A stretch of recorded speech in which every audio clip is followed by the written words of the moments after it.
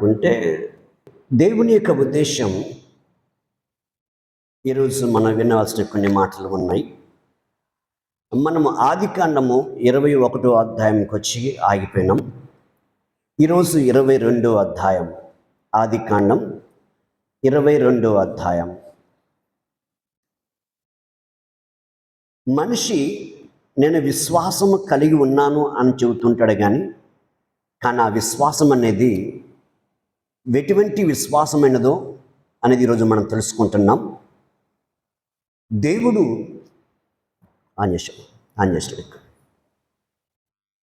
దేవాతి దేవుని యొక్క ఉద్దేశం ఏంటిదంటే ఈరోజు మనకు అర్థమవుతుంది. ఇక విశ్వాసం అంటే ఏంటిది, దేవుడు ఎలా పరీక్షిస్తాడు మనిషిని, ఈరోజు మనం వింటున్నాం. ఇక విశ్వాసం అంటే ఏంటిది, ఆ విశ్వాసము సరైందా లేదా అని దేవుడు పరీక్షిస్తాడు. ఇక వాక్యం సార్వంశుడి. విశ్వాసం అంటే ఏంది, దేవుడు ఆ విశ్వాసాన్ని పరీక్షిస్తాడు. ఇక విశ్వాసము కలిగి ఉన్నావా లేదనేది దేవుడు మనల్ని పరీక్షించినప్పుడు ఆ పరీక్షలో తేలిపోతుంది. ఇక విశ్వాసము గలవారు దేవుని దగ్గర నిలబడతారు. ఇక్కడ కానీ విశ్వాసము లేని వారు దేవుని ఎదుట నిలవలేరు, నిలబడటం వీలు పడదు. విశ్వాసం అనేది నువ్వు అనుకుంటున్న విశ్వాసం కాదు, లేకపోతే ఎవరినో పోలుసుకొని నడిచేది విశ్వాసం కాదు, ఇంకా ఎవరినో మెప్పించేది కాదు.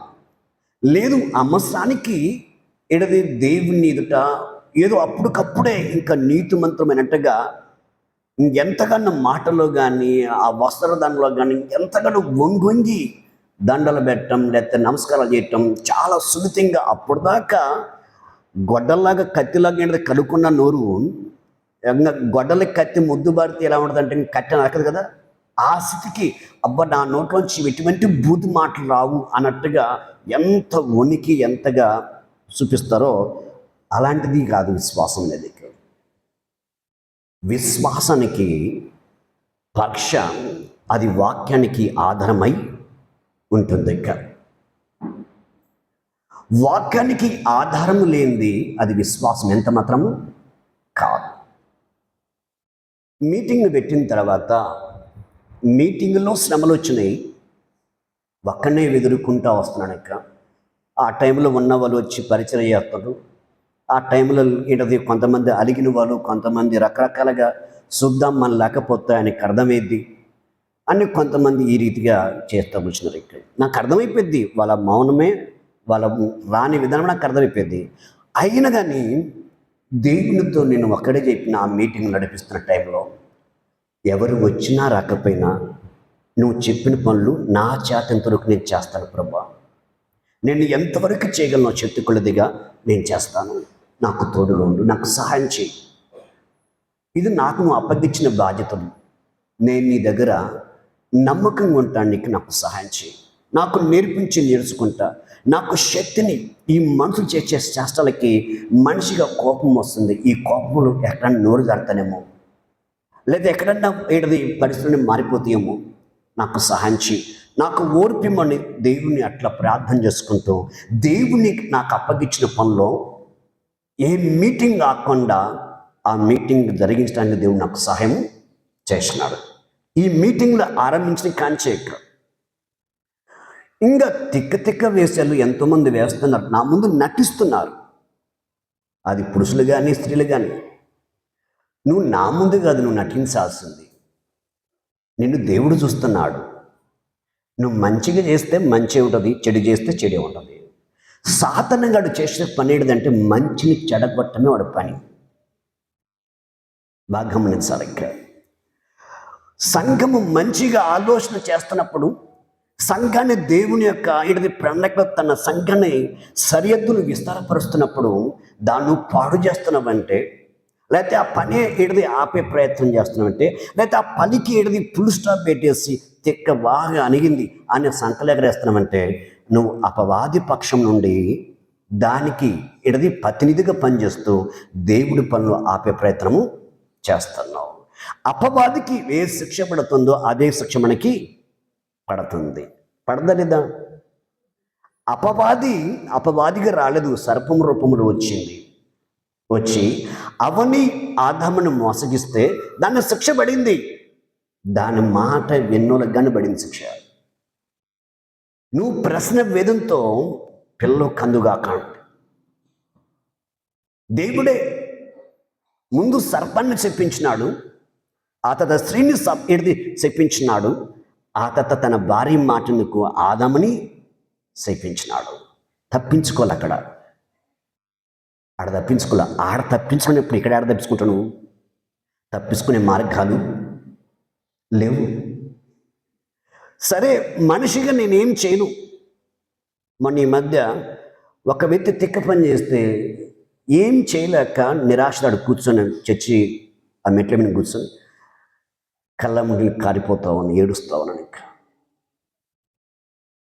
చిన్న సంఘం అప్పగిస్తేనే ఇన్ని కష్టాలు అవుతున్నాయి నాకు. నువ్వెంత బరాయిస్తున్నావా? అసలు నువ్వు ఎలా ఓడుచుకుంటున్నావు ప్రభువా వీళ్ళని? ఈ తిక్క వేసేసే వాళ్ళని నువ్వు ఎలా ఓడుచుకుంటున్నావు? కనీసము ఒక 300-400 మంది సంఘంకి వస్తున్నారు. ఒక ఆదివారం వచ్చి ఒక ఆదివారం వచ్చి ఒక ఆదివారం రారు. ఒక్కొక్క ఆదివారం 300 మంది ఉంటారు. ఇక్కడ ఒక్కొక్క ఆదివారం 250 మంది, లేకపోతే 100-150 మంది ఉంటారు. అది వరకు అనుకూలంగా పెట్టి కనీసం ఏంటది ఇంతగా వాక్యం అందిస్తుంటే, ఇంత అర్థమయ్యి తిరగబడుతుంటే నేనే మనిషికి ఒలుసుకోలేకపోతున్నాను. అసలు నువ్వు ఎలా ఒలుసుకుంటున్నావు? దేవుని వైపు చూసినా ఎంత ప్రేమించింది కదా దేవుడు. ఈ ప్రజలు చేసే తిరుగుబాటును పెట్టి చూసి నేను దేవుడి దగ్గర పశ్చాత్తపడ్డా. ఏ విషయంలో? ఈ తిరగబడ్డ మనసు విషయం కాదు. నేనేమన్నా ఇలా చేసినానేమో, వీళ్ళని చూస్తే నాకు ఎంత బాధ అనిపిస్తుంది.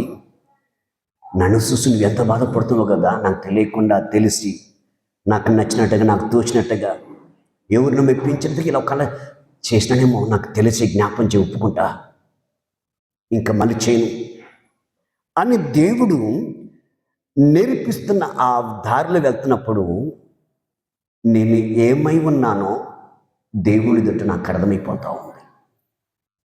నేను ఎందుకు ఈ మాట నీకు చెబుతున్నానంటే, మనము ఆదికాండంలోకి వెళ్ళే ముందు ఈ యొక్క వెచ్చరికలు నీకు తెలియజేస్తున్నాను.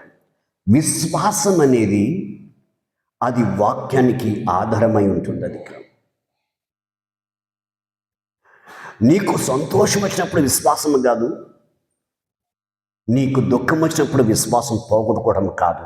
సంతోషం వచ్చినా, దుఃఖం వచ్చినా, కష్టం వచ్చినా, బాధ వచ్చినా, రోగం వచ్చినా, శత్రువు వచ్చి మన మీద దాడి చేసినా, లేకపోతే అప్పులే అయినా, లేకపోతే రోగం వచ్చి మరణ అంచులోకి వెళ్ళినా విశ్వాసం అనేది కదిలించబడదు.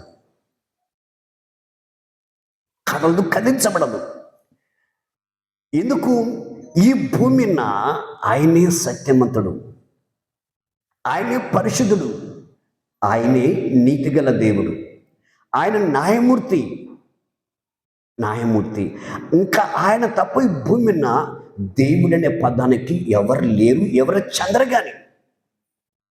అటువంటి దేవుని పక్కకి పెట్టి ఎవరికడిగి పోదాం నాకు న్యాయం చేయమని? వాడికే న్యాయం లేదు, మనకేం న్యాయం చేస్తాడు? వాడికి క్షమాపణ లేదు, మనల్నేం క్షమిస్తాడు? వాడే సత్య ప్రవర్తన లేడు, మనకేం నేర్పుతాడు? అటువంటి ఆ గొప్పల విలువలు తెలిస్తే నీ ఇష్టం ప్రభువా, నువ్వే దారి చూస్తే ఆ దారిలో నడుస్తాను. నీ ఇష్టం. పిలుచుకుంటే తీసుకో, వస్తాను. నాకు ఇక్కడ ఏమీ ఆశ లేదు. నా వంతు నేను పనిచేసిన నా శాతంతో నాకు నువ్వు ఇచ్చిన కుటుంబానికి నీ గురించి పరిచయం చేసిన నా అమ్మానికి నేర్పించిన వాళ్ళకి నీ ఇష్టం. నీవు ఉన్నా చెడిపోతాడు, నేను లేకపోయినా చెడిపోతాడు. చెడిపోయాడు ఎట్టని చెడిపోతాడు, పాడు చేసుకున్నాడు ఎట్టని పాడు చేసుకుంటాడు. నేను వస్తున్నా ప్రభా, నీకు ఇష్టమైతే నేను వస్తా, లేకపోతే నీకు ఇష్టమైతే నువ్వే దారి నడిపించినా అది శ్రమలా రెడీ, సిద్ధమే. నేను లేదు మంచి దారా, నీ ఇష్టం, నేను పడిపోకుండా నాకు సహాయం చేయి. ఆ మంచి దారిలో వెళ్ళి ఆ సుఖభోగాలు అనుభవించి ఆ సుఖభోగాలను మత్తున్నవి ఒకరిని పోగొట్టుకుంటున్నామో నాకు సహాయం చేయి పడిపోకుండా.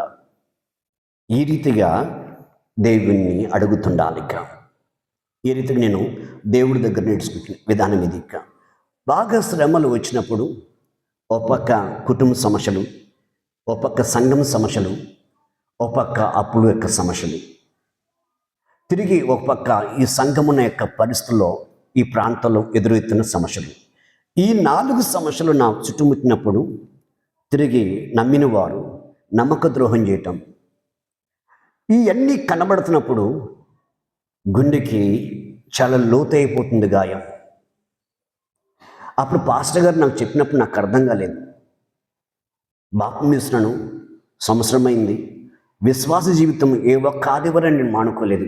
సంఘంలోకి వెళ్ళకుండా నేను ఒకళ్ళ కింద జీతానికి ఉన్నాను, మేస్త్రిగా పనిచేస్తుంటే ఒక కింద నేను ఉన్నాను. ఆ చర్చికి నాకు దాదాపు 16-17 కిలోమీటర్ల దూరం. బస్కి వెళ్దామంటే ఆ మేస్త్రి డబ్బులు ఇచ్చేవాడు కాదు నాకు. ఆదివారం పొద్దున్నే ఇడదామంటేమో పోనిచ్చేవాడు కాదు. ఆ పైన సెంటర్కి ఏంటది చెక్క ఉంది, కింద దించమని చెప్పేవాడికి, కింద దించి వెళ్ళిపోమని చెప్పేవాడికి.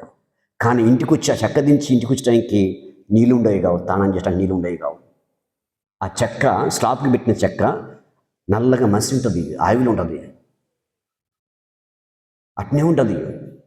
కడవ నీళ్ళు ఉన్నాయి. బోరింగ్ కడివి ఆ బోరింగ్ కడబడడానికి టైంకి ఏంటి జనం ఫుల్గా ఉంటారు. ఆ కాలి మొత్తం బోరింగ్ కాడ ఆ నీళ్ళు తీసుకొని తానం చేస్తే టైం సరిపోదని కాలు మొహం కడుక్కొని బట్టలు మరుచుకొని చర్చికి పరిగెత్తుకుంటూ వెళ్ళిపోయేవాడిని.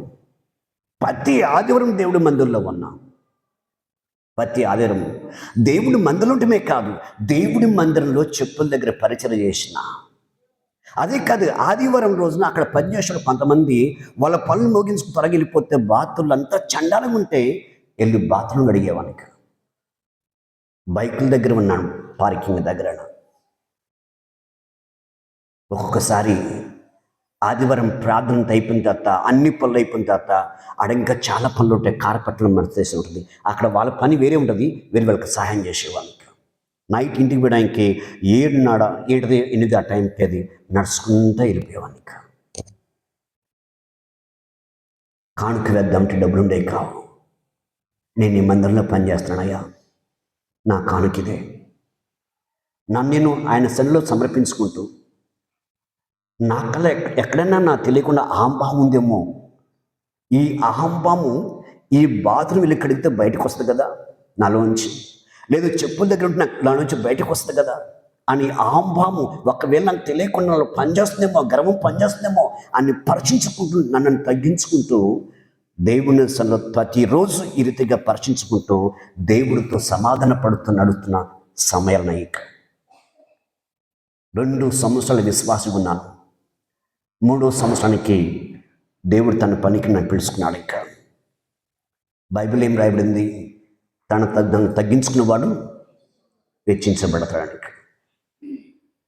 కానీ ఇలా వస్తాను నాకు తెలియదు, కానీ సేవ చేయాలని ఆసక్తి లేదు. కానీ బతికి 4 నెలలైన మంచిగా దేవుడి కోసం బతుకుదామని చెప్పి ఆత్రంతో బతికాను. దేవుడి నమ్మకాన్ని, ఆ పరిచర్యని, ఆ విశ్వాసం చూసి ఆయన పనికి నన్ను ఏర్పాటు చేస్తున్నాడు, నేర్పిస్తున్నాడు. ఇంకా ఆ పని నుంచి మరొక పని తీసుకొచ్చి దేవుడు నన్ను తన రూపులోకి మార్చుకుంటా వస్తున్నాడు దేవుడికి. గతంలో ఓర్పు ఉండేది కాదు, నాకు ఓర్పు ఉండేది కాదు. కానీ సేవలోకి వచ్చినాక ఆయన పని నాకు అప్పగించిన తర్వాత ఆ పనులు పాడైపోతేనేమో నా నోరుకి ఏడది చిక్కం పెట్టుకునేవాడిని, చాలా జాగ్రత్తగా వచ్చేవాడిని. ఈ రీతిగా దేవుడే తన చిత్తంలో ఆయన ప్రేమిస్తే బాగా గమనించండి, ఆయన ప్రేమిస్తే శ్రమలు తాకనిస్తాడు. దేవుడిని ప్రేమించాలంటేనే శ్రమ తాకుతాయి. ఏం తెలిసిన ఆయన రూపులోకి నిన్ను మార్చుకోవడానికి, ఆయనకి దగ్గరగా తీసుకోవడానికి, ఆయన నీకు దగ్గరగా రావడానికి శ్రమలు నీకు తాకుతున్నాయి అంటే దేవుడు నిన్ను ప్రేమిస్తున్నాడు. ఎందుకు? మనలో ఆయనకి ఇష్టము కానీ, లేకపోతే మనల్ని పాడు చేసేయి, మనల్ని దేవుని నుంచి దూరం చేసేయి, లేకపోతే దేవుని కోపం మన పైన రాకుండా అటువంటి చెడుతనం నుంచి మనం విడిపించడానికి కంసలవాడు బంగారము కొలిమినేసి కరదీసినట్టుగా దేవుడు శ్రమల కొలిమిలో మనల్ని వేస్తాడు. ఇక్కడ హల్లెలూయా. అబ్బా, నాకు శ్రమ వచ్చింది. ఏమొచ్చింది శ్రమ? యేసు ప్రభు కంటే నీకు శ్రమ వచ్చిందా? ఆయన తీసుకొచ్చినంత తీసుకుంటే నీది ఏమి లేదు. ఆయనతో నడవడానికి, నువ్వు మార్చుకోవడానికి శ్రమలు తాకించాడు అంతే దేవుడికి. బంగారం ముద్దగా ఉంటే దేవుడికి ఉపయోగపడదు, దానికి అందంగా ఉండదు, దానికి కలగా ఉండదు. బంగారము అది ఒక ఆకారంగా మార్చబడాలి. అది కొలుములేసి కర్రదీసిన తర్వాత అది ఒక వస్తువుగా ఎప్పుడైతే మారుతుందో, ఒక ఐడది ఒక విధానంగా మారుతుందో, మనిషి ధరిస్తే మనిషికి అందం కాదు, ఆ బంగారంకి అందం వస్తుంది. ఆ మనిషి ధరించుకుంటే బంగారం బట్టి మనిషికి కాదు, కానీ బంగారానికి అందము వస్తుంది. బాగుందా అమ్మాయి, బాగుందా, వాళ్ళ బాగుందా అంటారు. నేను చాలాసార్లు ఈ విషయాలు చూసినాం. బంగారం బట్టి మనిషికి అందం కాదు, బంగారంను ధరించిన తర్వాత మనిషి బంగారానికి అందం వస్తుంది. బంగారం అంటే ఏంటిదో ఆ విలువలు తెలుస్తుంది అన్నమాట ఆ లోతులకు వెళ్ళినప్పుడు. హల్లెలూయా. అలాగనే దేవునికి దూరం ఉంటే మనకు అందం లేదు. మనం దేవుని ధరించినప్పుడు దేవుని మహిమ మనలోంచి ఇతరులకి కనబడుతుంది. ఇంకా దేవుని యొక్క మహిమ, దేవుని యొక్క మంచితనం మనలోంచి కనబడుతుంది. ఇంకా నేను చాలాసార్లు స్వప్నాన్ని చూసుకొని నేర్చుకోవడానికి దేవుడు నాకు సహాయం చేసినాడు. ఇంకా చాలామంది ఆడపిల్లలు ఉన్నారు, ఏమొకటి వాళ్ళతో పాటు ఉంది. ఇంకా అందరూ వింతలుగా ఉన్నారు, కానీ ఏమొకటి మాత్రం ఒక ఇంతగా ఉంది. ఇంకా మా మరదలు ఉంది, మా చిన్న ఇంటది మామయ్య కూతురు. ఆ పిల్ల అమ్మ అటు చూడకు ఇటు చూడకుంటే చూడండి మామయ్యది ఇటు చూసిద్ది. ఇంకా ఆమె తీరిక. కానీ ప్రార్థనలో, ఓ ప్రభా నీకు వందనాలు, స్తోత్రాలు ప్రభా, నీకు వందనాలు, నాకు పెళ్ళొద్దు ప్రభా నాకు పెళ్ళొద్దు అని ఈ చాలాసార్లు ఆ అమ్మాయినటువంటి ప్రార్థన నేను విన్నాను. ఒకరోజు పిలిచి, మరదలు కాబట్టి పెళ్ళొద్దు అంటున్నా అమ్మాయి, మరి ఎందుకు చూస్తున్నా మనుషులు కదా అని చెప్పాడు. నేను చూడలేదు మామే, చూసినమా లేదని చెప్పి. సరే చూసినమా లేదన్న దానికి ఆమెకు అర్థం కావడానికి, అమ్మ అటు ఇటు చూడకుండా జాగ్రత్తగా తల ఉంచుకొని పో అని చెప్పినాక, అంతలోకి ఈ పిల్ల పక్కన ఇంకో పిల్ల పంపించినాక, వీళ్ళు పోయిన తర్వాత వెనకమాల కొన్ని నాకు చూస్తున్న కొన్ని చర్చిలో చూస్తే ఆడ కనబడిద్దామంట, బాగా కనబడిద్దామాట. వీళ్ళు వచ్చిన తర్వాత ఫలానా మనిషి వచ్చింది అనుకుంటున్నా అని ఊరక తూకి కన్నా, ఫలానా వచ్చింది మామయ్య, వచ్చిండు ఆయన. అమ్మాయి నేను చూడొద్దని చెప్పి ఎట్లా చూసినామంటే, వచ్చిండు. ఈ రీతిగా ఆ పిల్లని కానీ పెట్టిన లాస్ట్కి ఇంకా నేను వచ్చి ఏంటది ఏడ్చింది, నేను పెళ్లి చేసుకుని ఇట్టనే ఉండిపోతా అంటే, నీకు దండం, ఇంకా మామయ్య కూతురు కాబట్టి ఇంకా పెద్ద తంటలు అయితే నాకు, నీకు త్రాసంగా ముందు నాకు తంటలు అయితే నువ్వు పోతల్లి అని చేసిన ఆమె పెళ్లి పంపించేసిన. అక్క ఈ మాట నీకు ఎందుకు చెబుతున్నా అంటే, విశ్వాసం అనేది విధానంలో నేను కొన్ని విషయాలు నీకు వాకింగ్ కళ్ళ ముందు చెప్తున్నా అన్నమాట. ఇంకా చాలాసార్లు స్వప్న తన గురించి ప్రార్థన చేసుకోలేదు, తన కుటుంబం గురించి ప్రార్థన చేయలేదు. ఆమె లేచిన కాంచి సంఘం గురించి ప్రార్థన చేస్తుండేది. ఇంకా తిరిగి అయా నీ సంఘం నడిపిస్తున్న నీ సేవకుడు, బయటికి వెళ్తున్న లోపలికి వస్తున్న నీ కాపుదలుంచు, ఇంకా వాడుకో ప్రభువానికి. ఇదే కాదు, ఈ విషయంలో ఇంకా కొద్దిగా అడుగు ముందుకేస్తే ఆమెలోంచి వచ్చిన మాట ఏంటంటే, ఎవరో అడిగారంట, మా నాన్నే ఎవరో కాదు, స్వప్న మరి వీళ్ళందరూ వెళ్ళిపోతారు, మరి ఈ పరిస్థితి ఏందమ్మా అంటే, నేను వెళ్ళను అంకుల్ అని చెప్పిందంట. ఏమ్మా అంటే, అన్న ముందు సేవ చేసుకుని వెళ్ళిపోతున్నాడు, కానీ అన్నకి వెనక శత్రువు చాలామంది ఉన్నారు. సంఘం నిలబడాలంటే, అన్న చేసే పనులు ఈ పరిచయం నిలబడాలంటే నేను ఇక్కడే నిలిచిపోతా అని చెప్పన్నట. మరి ఆ మాటని మా నాన్న ఆయన చనిపోతున్న టైంలో చేయబట్టుకొని, నీకు నష్టం వచ్చినా పర్లేదు, నువ్వు నష్టంలో మునిగిపోయినా పర్లేదు, నిన్ను నమ్మి, నీ గురించి తెలియదు, ఆ దేవుడి గురించి ఎంత తెలుసు నాకు తెలియదు, ఆమెకి తెలిసిన దాంట్లో మా అన్నాన్ని చెప్పని ఇలా వస్తుందయ్యా, జాగ్రత్త, నువ్వు తిన్నా తినకపోయినా ఆమెను భద్రంగా ఉంచని చెప్పి హల్లెలూయా. ఆ విషయంలో మా నాన్న చాలా గట్టిగా చర్య తీసుకుని మాట్లాడమాట. అక్కడ నేను చాలా నేర్చుకున్నాను. ఇంకా దేవుని కోసం ఏది ఆశించకుండా దేవుడు నాకు ఈ దారి చూపించినాడు, ఈ సంఘం నిలబడాలంటే, ఈ సంఘం ఆయన ముందుకేంటిది పాస్టర్ను ముందుకెళ్ళి సేవ చేసుకెళ్తున్న ఆ సేవ నిలిచి ఉండాలంటే ఇక్కడ సంఘం ఉండాలి. నలుదిశలోకి వెళ్ళి సువార్త ప్రకటించాలంటే ఆ సంఘం నిన్ను చూసుకోవాలి. ఏమీ ఆశ లేకుండా, ఎదురు ఆశ లేకుండా నిలబట్టంలో నేను ఆమె దగ్గర నుంచి నేర్చుకున్న కొన్ని విషయాలు. మన చిన్నది, దాదాపు ఆమెకు నాకు దగ్గర 4 సంవత్సరాలు 5 సంవత్సరాలు నాకు చిన్నది. ఆమెకు దేవుడు నేర్పిస్తాడు. నేర్చుకునే ఆశ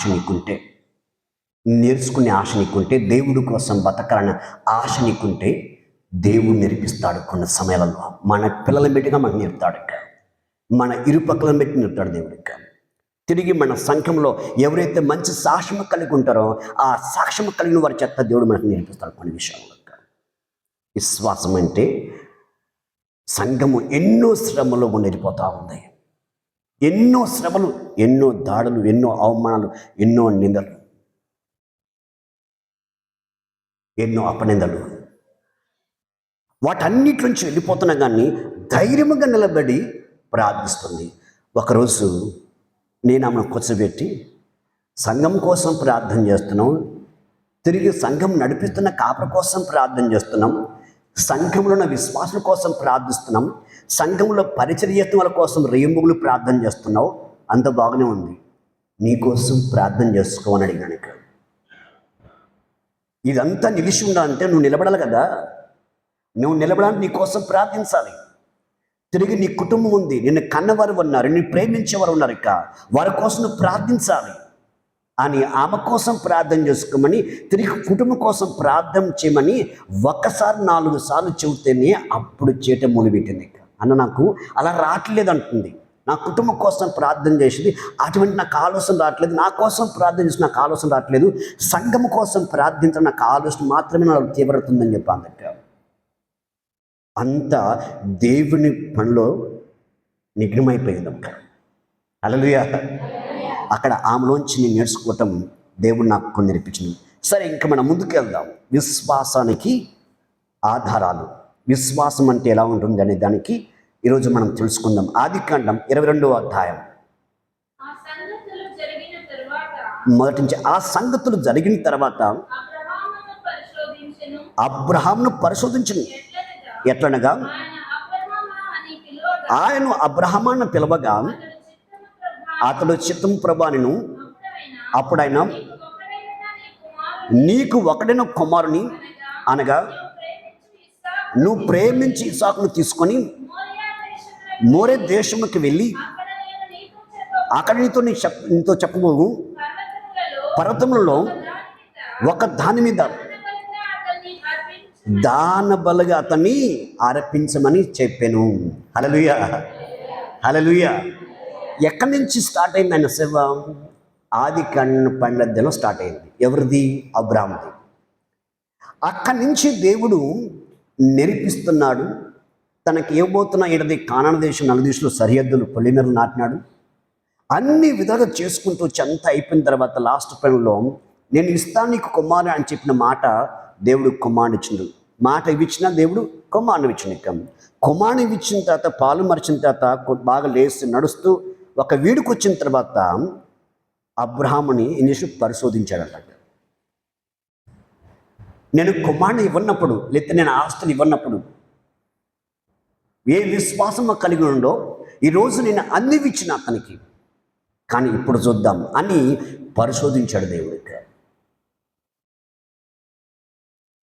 పరిశోధించడం అది చాలా ప్రాముఖ్యమైనది మనిషికి. మనం పరిశీలించుకోవడం అది చాలా ప్రాముఖ్యమైనది. మనం పరిశీలించుకుంటే పడిపోయే అవకాశం ఉండవు. దేవుడు మన ఎడలు ఏం చేయబోతున్నా మనకు అర్థమైంది. కానీ మనం పరిశీలించుకోకపోతే దేవుడు పరిశోధనలో మనల్ని తెచ్చానుకో, అప్పుడు దేవుడి మీద తిరగబడే అవకాశాలు వస్తాయి మనకి. ఎందుకు దేవుడు నాకు ఎట్ట చేసినాడు, ఎందుకు దేవుడు నాకు అట్ట చేసినాడు, ఎందుకు నాకు ఇట్లా అయింది, ఎందుకు నాకు అట్లా అయింది, ఇదేంది నాకు ఈ బాధ, మేము ఇంతగా ఇడిది మా కులాన్ని మా అన్నిటిని విడిచిపెట్టి వచ్చినాం కదా, ఎందుకు మాకు ఇట్లా అని ఇవన్నీ వచ్చి ఈ మాటలు స్టార్ట్ కావటమే తిరగబట్టం. ఈ మాటలు నీ నోట్లోంచి రానేకూడదు. వచ్చినారంటే దేవుని విడిచిపెట్టే పరిస్థితి వచ్చింది. కొంతమంది జీవితాలు ఇలా ఉంటుంది. ఇంకో కొంతమంది ఏం చేస్తారంటే అప్పుడెప్పుడో జరగబోదని ఇప్పుడు కాలం ముందు పెట్టుకుంటారు. హల్లెలూయా.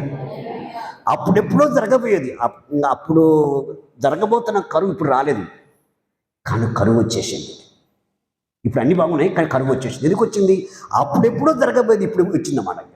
ఇప్పుడు మనం ముందు పెట్టుకోవటం వలన గుండె నీరైపోయి దేవుడి శ్రమలకి ఇంకా అప్పగించమునిపై శ్రమ పెట్టకమునిపై అవి మనం ఎప్పుడో జరగబోయే వాటిని ముందు పెట్టుకోవటం మన సొంతగా తెచ్చుకునే శ్రమ. ఇంకా మన సొంతగా తెచ్చుకునే శ్రమలు ఇంకా అలాగే ఈ రీతిలో ఇంకొక మూడో వ్యక్తి ఇంకా దేవుణ్ణి నమ్ముకున్నాం అనే ఒక మాట మూడో వ్యక్తి ఎలా ఉంటుందంటే ఎవరి కోసమో దేవుణ్ణి నమ్ముతారు. ఇంకా ఎవరి కోసం బత్తీలు చేస్తారన్నమాట.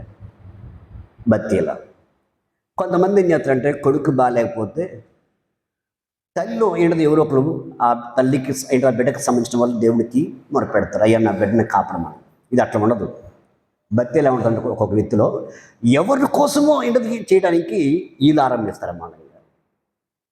ఆ భక్తి ఉండదు. ఎందుకంటే అది ఎవరి కోసమో కాబట్టి తెలుసుకునే ప్రయత్నం, దేవుడి కోసం బతికే ఆశ ఉండదు. ఇది క్షణాల్లోనే ఏంటది, కొన్ని క్షణాల్లోనే దేవుళ్ళని తొలగిపోయే అవకాశాలు ఉంటాయి. ఇంకా ఇక్కడ దేవాదేవుడు నువ్వు ప్రేమిస్తున్న నీ కుమారుణ్ణి నేను చూపించే పర్వతానికి తీసుకుని వచ్చి అక్కడ బలర్పణ చేయమన్నాడు. ఇంకా పరిస్థితి ఏంటది? ఈరోజు 20 సంవత్సరాల క్రితం దేవుణ్ణి నమ్ముకున్న వాళ్ళు చేపేకెత్తండి. 20 సంవత్సరాల క్రితం నమ్మిన వాళ్ళు,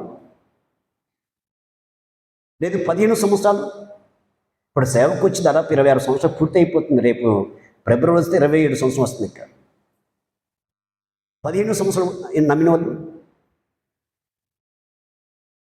లేదా 10 సంవత్సరాలు నమ్మిన వాళ్ళు.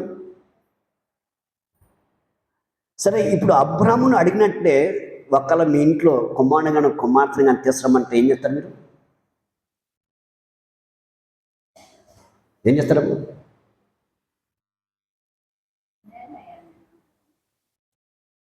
విశ్వాసం అనేది ఎలా ఉంటుందంటే ఇక్కడ అబ్రాహాముని తన విశ్వాసాన్ని పరీక్షిస్తున్నాడు అన్నమాట దేవుడికి. ఆ మొదటి ప్రేమ, నన్ను మొట్టమొదటిగా ప్రేమించిన ఆ ప్రేమ తనలో ఇప్పుడు ఉన్నదా లేదని పరీక్షించాడు దేవుడికి. అబ్రహాం, నువ్వు ప్రేమిస్తున్న కుమారుని జాగ్రత్త, మనకిష్టమైన వాటిని అడుగుతాడు దేవుడు. మనం బాగా దేన్ని ఇష్టపడతామో దాన్ని అడుగుతాడు ఇక్కడ కదా. పక్కింట వచ్చి అక్క ఈ సేర బాగుంది, అక్క సూపర్ ఉంది, అక్క ఏడకున్న ఒకరోజు నేను విను లేదు. ఇంట్లో మగోళ్ళు ఉన్నారనుకో, వాళ్ళకి ఇష్టమైన బైక్ కానీ వాళ్ళకి ఇష్టమైంది అనుకో, వాడు సొంత అన్యాయంగా బైక్ ఇవ్వడం. బామర్దనే సరే, భార్య వచ్చి భార్యని తను ప్రేమిస్తాడు, భార్య తను ప్రేమిస్తుంది, కానీ మా తమ్ముడు బైక్ నేనేమను నువ్వైనా పర్లేదు నాకు. మనకిష్టమైన మొత్తం ఏంటిది అడిగితే మనం ఇవ్వం కదా. దేవుడు కోరుకునేది ఏంటంటే నువ్వు దేన్ని దేవుడి కంటే ఎక్కువ ప్రేమిస్తావో, నువ్వు దేన్నైతే దేవుడి కంటే ఎక్కువగా ఇష్టపడతావో దాన్ని అడుగుతాడు దేవుడికి. ఇస్తావా? ఏంటిదని నీ తప్పుని నీ ఊళ్ళోనే ఎత్తడాయనక. నువ్వు నన్ను ప్రేమిస్తున్నావు కదా, మరి నీకోసం నేను ప్రాణం ఇచ్చినాను, మరి నా కోసంగా నువ్వు చేసేది ఉంది కదా, ధర చెల్లించాలి కదా, ధర చెల్లించాను. నువ్వు నా కోసం చేసేది ఉంది కదా అని చెప్పేసి దేవుడు పరీక్షిస్తే అప్పుడేంటిది నీ విశ్వాసం? హల్లెలూయా. ఎంతోమంది కదా భార్య కోసం, లేకపోతే కుమారుల కోసం, కుమార్తెల కోసం, లేకపోతే ఏంటిది ఆస్తుల కోసం, లేదా ధనం కోసం వారు దేన్ని ప్రేమిస్తారు, దానికోసము కొంచెం కష్టం వచ్చినా దేవుణ్ణి పక్కకి పెట్టిన వాళ్ళు చాలామంది చూసిన. నా తల్లో ఇంటికలో ఎన్నోని అన్ని నమ్మిన కాని చూస్తా అవుతున్నా. దేవుని నమ్మినామంటే, బైబిల్ ఈరోజు మన చేతిలోకి వచ్చిందంటే, ఈ మైక్ మన చేతిలోకి వచ్చిందంటే, ఈరోజు మన భారతదేశంలో ఆడపిల్లలు చదువుకుంటున్నారంటే, ఈరోజు మన యొక్క భారతదేశం ఆడపిల్లలకు పెళ్లి చేస్తున్నామంటే, భర్త చచ్చిపోయిన తిరిగి భార్య బ్రతికుందంటే, ఇదిగో విలింకి. ఆయన మన దేశానికి వచ్చినప్పుడు ఇష్టమైన కుమారులు చనిపోయినారు, మలేరియా వచ్చి. తనకిష్టమైన భార్య కుమారులు చచ్చిపోయిన చెప్పండి, మెంటలో చచ్చిపోయిందామా. మన దేశంగా పోదామని చెప్పంటే, లేదు దేవుడు నన్ను భారతదేశంలో ఉండమని చెప్పండి, ఇక్కడే నా పరిచయం చెప్పినాడు, ఇక్కడ నేను దేవుని కోసం ఉండాలని చెప్పంటే ఆమె ఏడిసిందామా. ఏడిసి మెంటల్గా మారిపోయి ఆయన కత్తి తీసుకొని పొడవబోతుంటే ఆమెను గదిలో పెట్టి వెళ్ళి సేవ చేసి మళ్ళీ వచ్చి గది తీసి ఆ వాకిలి తీసి భార్యకి దగ్గర స్నానం పెట్టేవాడు అంట. ఆయనక ఆమెను చూసుకునేవాడంట. పక్కన తనతో పాటు సేవ చేసేవాళ్ళు అన్నారంట, విలింకేరి ఏంది కష్టం నీకు, బయట చూస్తే అద్భుతంగా సువార్త ప్రకటిస్తున్నావు, అనేక మంది భారతదేశం కోసం అనేక పనులు చేస్తున్నావు, ఏంటిది పరిస్థితి, ఏమని తీసుకెళ్ళి ఏంటిది ఆడ ఏమని చెప్పని ఆ అనాథ ఏంటిది హాస్టల్లో ఏమని చెప్తే, లేదు నేను దేవుడి దగ్గర వివాహము చేసేటప్పుడు నేను దేవుడికి మాట ఇచ్చిన, కలియమంది కానీ కష్టమంది కానీ బాధ ఎందే కానీ రోగమందే కానీ తనతో కలిసి ఉంటాను దేవుడికి మాట ఇచ్చిన, నేను దేవుడికి మాట ఇచ్చిన తప్పనన్నాడక్క. అంత కష్టం వచ్చిన అంత బాధ వచ్చినా భార్యని ప్రేమించిండు, భార్యని మంచిగా చేపట్టి నడిపించినాడు. ఇంకా బాగున్నా బాగలేకపోయినా తన సేవకు సహకరించకపోయినా దేవుడు చెప్పిన పని ముందుకి కొనసాగించాడక్క. హల్లెలూయా. నేనైతే ఈ బైబిల్ని పట్టుకున్నప్పుడు నాకు ఆయన గుర్తవుతాడు. ఎంత ఆయన సేవకుని వాడుకొని ఈరోజు దేవుని యొక్క ప్రేమ నా గురించి ఎలా ప్రేమించాడా, ఆయన నా కోసం ఏం చేశాడా తెలుసుకోవడానికి ఈ పరిశుద్ధ గ్రంథం నాకు అందింది ఆయన ద్వారా. అందుకే దేవునికి ఇంత దగ్గరగా ఉన్నాను. అందుకే శ్రమ వచ్చిన, కష్టం వచ్చిన, బాధ వచ్చిన, కరువు వచ్చిన, సాగు వచ్చిన ఆయన కోసం పడడానికి నాకు బైబిల్ నేర్పించింది. మన కోసం ఎంతోమంది సేవకులు త్యాగాలు చేసిన వాళ్ళ కుటుంబాలని, ఎంతోమంది ప్రాణాలు ఇచ్చినారు, ఎంతోమంది వారి జీవితాన్ని కవ్వొత్తులా కరిగిపోయినారు. మన ఆంధ్రప్రదేశ్లోకి లేదా మన భారతదేశంలోకి. ఒక్కసారి యేసు గురించి నీకు అర్థం కాకపోతే మనకి బైబిల్ ఎలా వచ్చింది, ఎలాగ పడుతుందో అటువంటి సేవకులను జ్ఞాపకం చేసుకొని అడుగు ముందుకేయాలి మనం. హల్లెలూయా. అబ్రాహాముని పరీక్షించినాడు దేవుడు. ఇంకా పరీక్షించినప్పుడు ఒప్పుకున్నాడు. గతములో ఏం జరిగినా భార్యకి చెప్పేవాడు అబ్రాహాం. భార్యకి చెప్తే ఏం చేసిందమ్మా, దేవుడు వచ్చి చెప్పినా నమ్మలా. దేవుడు వచ్చి చెప్పినా నమ్మలా. ఆమె బలహీనతను అర్థం చేసుకొని తన కుమారుని బలి అడిగినాడని విషయం దేవుడు అడిగిన చెబితే పానివ్వదు. భార్యకి చెప్పలేక తన కుమారుని చూసినాడు, ఆ పనివర్లు ఇద్దరు చూస్తున్నాడు, గాడిదలు చూస్తున్నాడు, తనకి ఏం అవసరమో ఆ గాడిదల మీద చూస్తున్నాడు, వెళ్ళిపోయినాడు. 3 దినాంత ప్రయాణం చేసినాడు. దేవుడు చూపించిన పర్వతం దగ్గర పోవాలంటే 3 దినాంత ప్రయాణం చేసి ఆ పనివారిని కొండ దగ్గర కింద ఉండమని చెప్పి ఆ కట్టెలను, ఆ కత్తి, ఆ నిప్పు తీసుకొని కట్టెలు కుమారుని పని పెట్టాడు. ఆ నిప్పి, ఆ కత్తి తీసుకొని అబ్రాహాం బయలుదేరి కొండ ఎక్కుతున్నాడు. కొండ ఎక్కుతున్న టైంలో చూడండి ఎంత పెద్ద పరీక్ష అబ్రాహాంకి. ఒక పక్క దేవుడు పరీక్షించాడు, మరొక పక్క ఆ కుమారుని బలి అడిగినాడు దేవుడు అని చెప్పి తనకు తెలుసు. కానీ కుమారుడు అడుగుతున్నాడు, తండ్రి అవును దేవుడు ఆ పర్వతం మీదకి వచ్చి గొర్రెపిల్లను అర్పించమని చెప్పిండు కదా, కట్టెలు ఉన్నాయి, కత్తి ఉంది, నిప్పు ఉంది, గొర్రెపిల్ల ఎక్కడా నా తండ్రి అని అడిగాడు. ఆ కుమారుడు అడిగితే ఎలా ఉంటుంది, ఇంకా ఆయనే అర్పిస్తున్నాడు. ఇంకా ఆయనే అర్పిస్తుంటే అర్పించబడుతున్న ఆ కుమారుడే తండ్రి గొర్రెపిల్ల ఎక్కడంటే ఎలా చెప్పగలడు? ఇంకా వీలవుతుందా? మరి నీ విశ్వాసం ఏంటిది? ఒక ఆదివారం చర్చికి రమ్మంటేనే ఏదో నాకు వచ్చినప్పుడల్లా పెళ్లి చేస్తారు. నేను పెళ్లి చేసుకుని నేను అల్లాడిపోతున్నాను. ఇంకా వచ్చినప్పుడల్లా పెళ్లి చేస్తారు నాకు. ఎన్నిసార్లు చేసుకోవాలి పెళ్ళి? నేను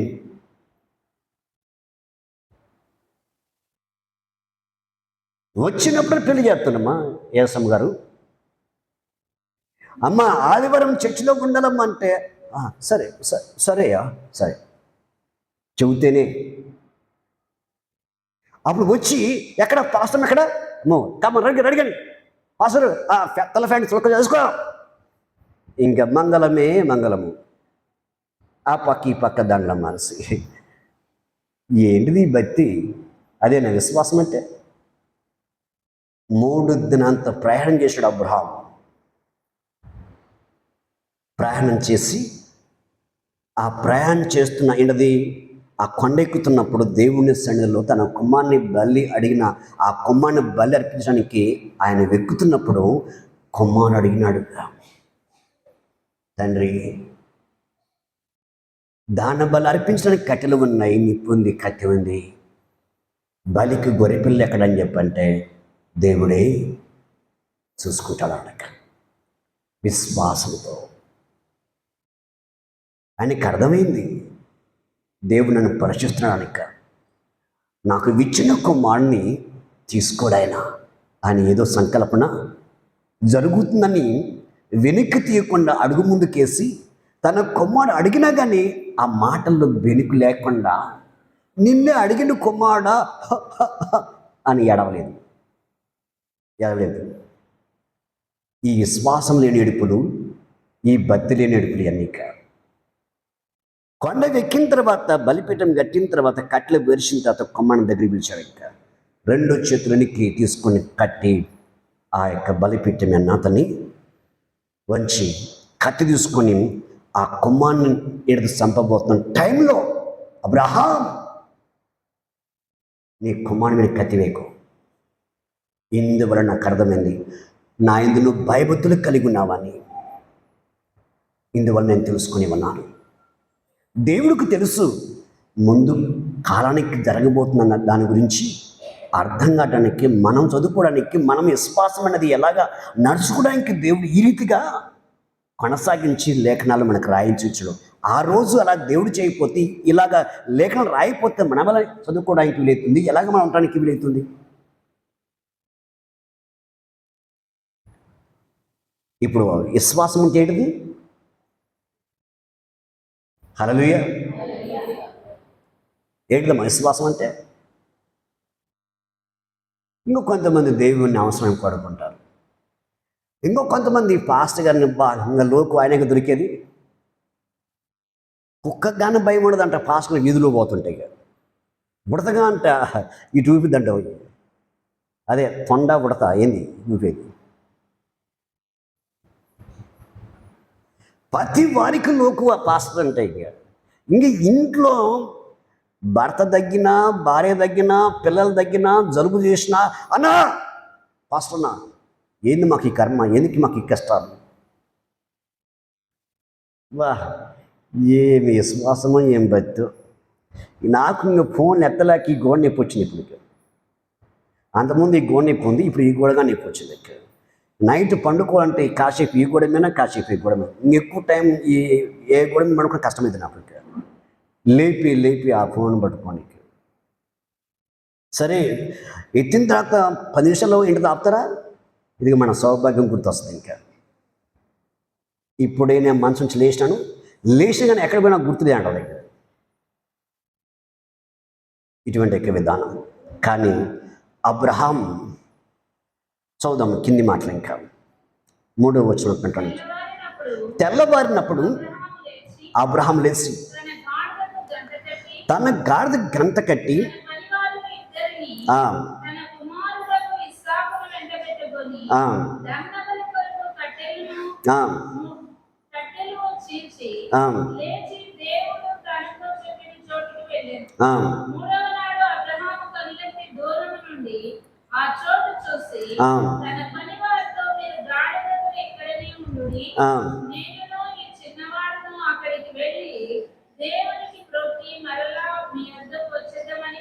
దహన బలికి కట్టెలు తీసుకొని తన కుమారుడు ఇస్సాకు మీద పెట్టి తన చేతితో నిప్పును కత్తెని పట్టుకొని పోయింది. వారిద్దరు కూడి వెలుచుండగా ఇస్సాకు తన తండ్రి అయిన అబ్రహాముతో నా తండ్రి అని పిలిచెను. అందుకు ఏమి నా కుమారుడా అని. అప్పుడు అతడు నిప్పును కట్టెలను ఉన్నవి గాని దహన బలికి గొర్రెపిల్ల ఏది అని అడగగా అబ్రహాము నా కుమారుడా దేవుడే దహన బలికి గొర్రె పిల్లను చూసుకున్నని చెప్పాను.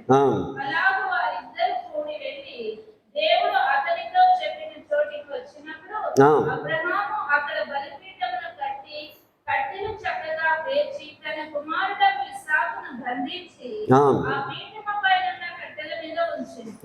అప్పుడు అబ్రహాము తన కుమారుని వధించుటకు తన చెయ్యి చాపి కత్తి పట్టుకొనగా యెహోవా దూత పరలోకము నుండి అబ్రహామా అబ్రహామా అని అతన్ని పిలిచెను.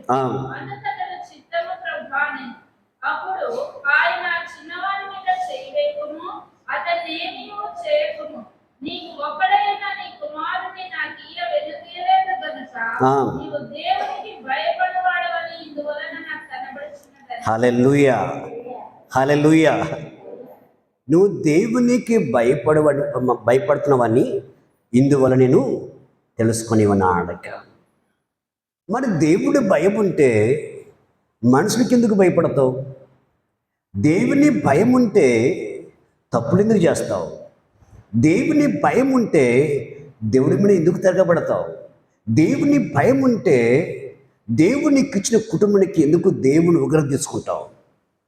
భయం లేదు, నటన, ఒట్టి మాట, పైకి మాత్రమే.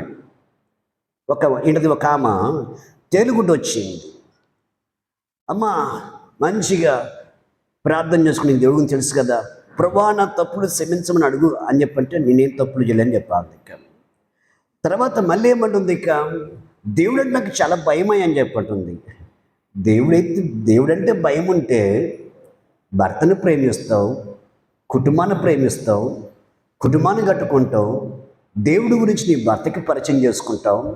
దేవుని భయం ఉంటే నీ జీవితమే ఆయన కోరుకున్న మార్పులోకి తీసుకొచ్చుకుంటావు. దేవుడు భయం లేదు కాబట్టి భర్త మాట లెక్క చేయు, కుటుంబాన్ని పడుచుకో. ఆ పక్క గాలి వస్తే ఈ పక్క చెత్త ఎగిరిపోయినట్టుగా, ఈ పక్క గాలితో ఆ పక్క చెత్త ఎగిరిపోయినట్టుగా నీ మనసు ఎలా తోస్తే అలా పరిగెత్తున్నావు, అలా వెళ్ళిపోతున్నావు. ఏడుంది నీలో దేవుడు భయం? గట్టిగా మాట్లాడితే లేదయ్యా దేవుడు భయం అని చెప్పాను. ఇంకా పదే పదే మాట్లాడుతున్నప్పుడు దేవుడు భయం ఉంటే ఇల్లమ్మడి ద్రవ్యం అని చెప్పినాక ఇంక రెండో మాట ఎత్తడానికి నా వీలు పడక నాకు వల్లగాక ఈ మాట నాకు అర్థమయ్యి అయ్యా నువ్వు చెప్పింది వాస్తవమే, నేను ఈరోజు ఇంతగా నువ్వు చాలా లోతుగా నువ్వు నాతో నువ్వు మాట్లాడినావు. నేను నా గురించి ఎవరికి తెలియనుకున్నా, నీకు తెలియనుకున్నా, కానీ నా మనసులో ఉన్నది నువ్వు మాట్లాడినావు.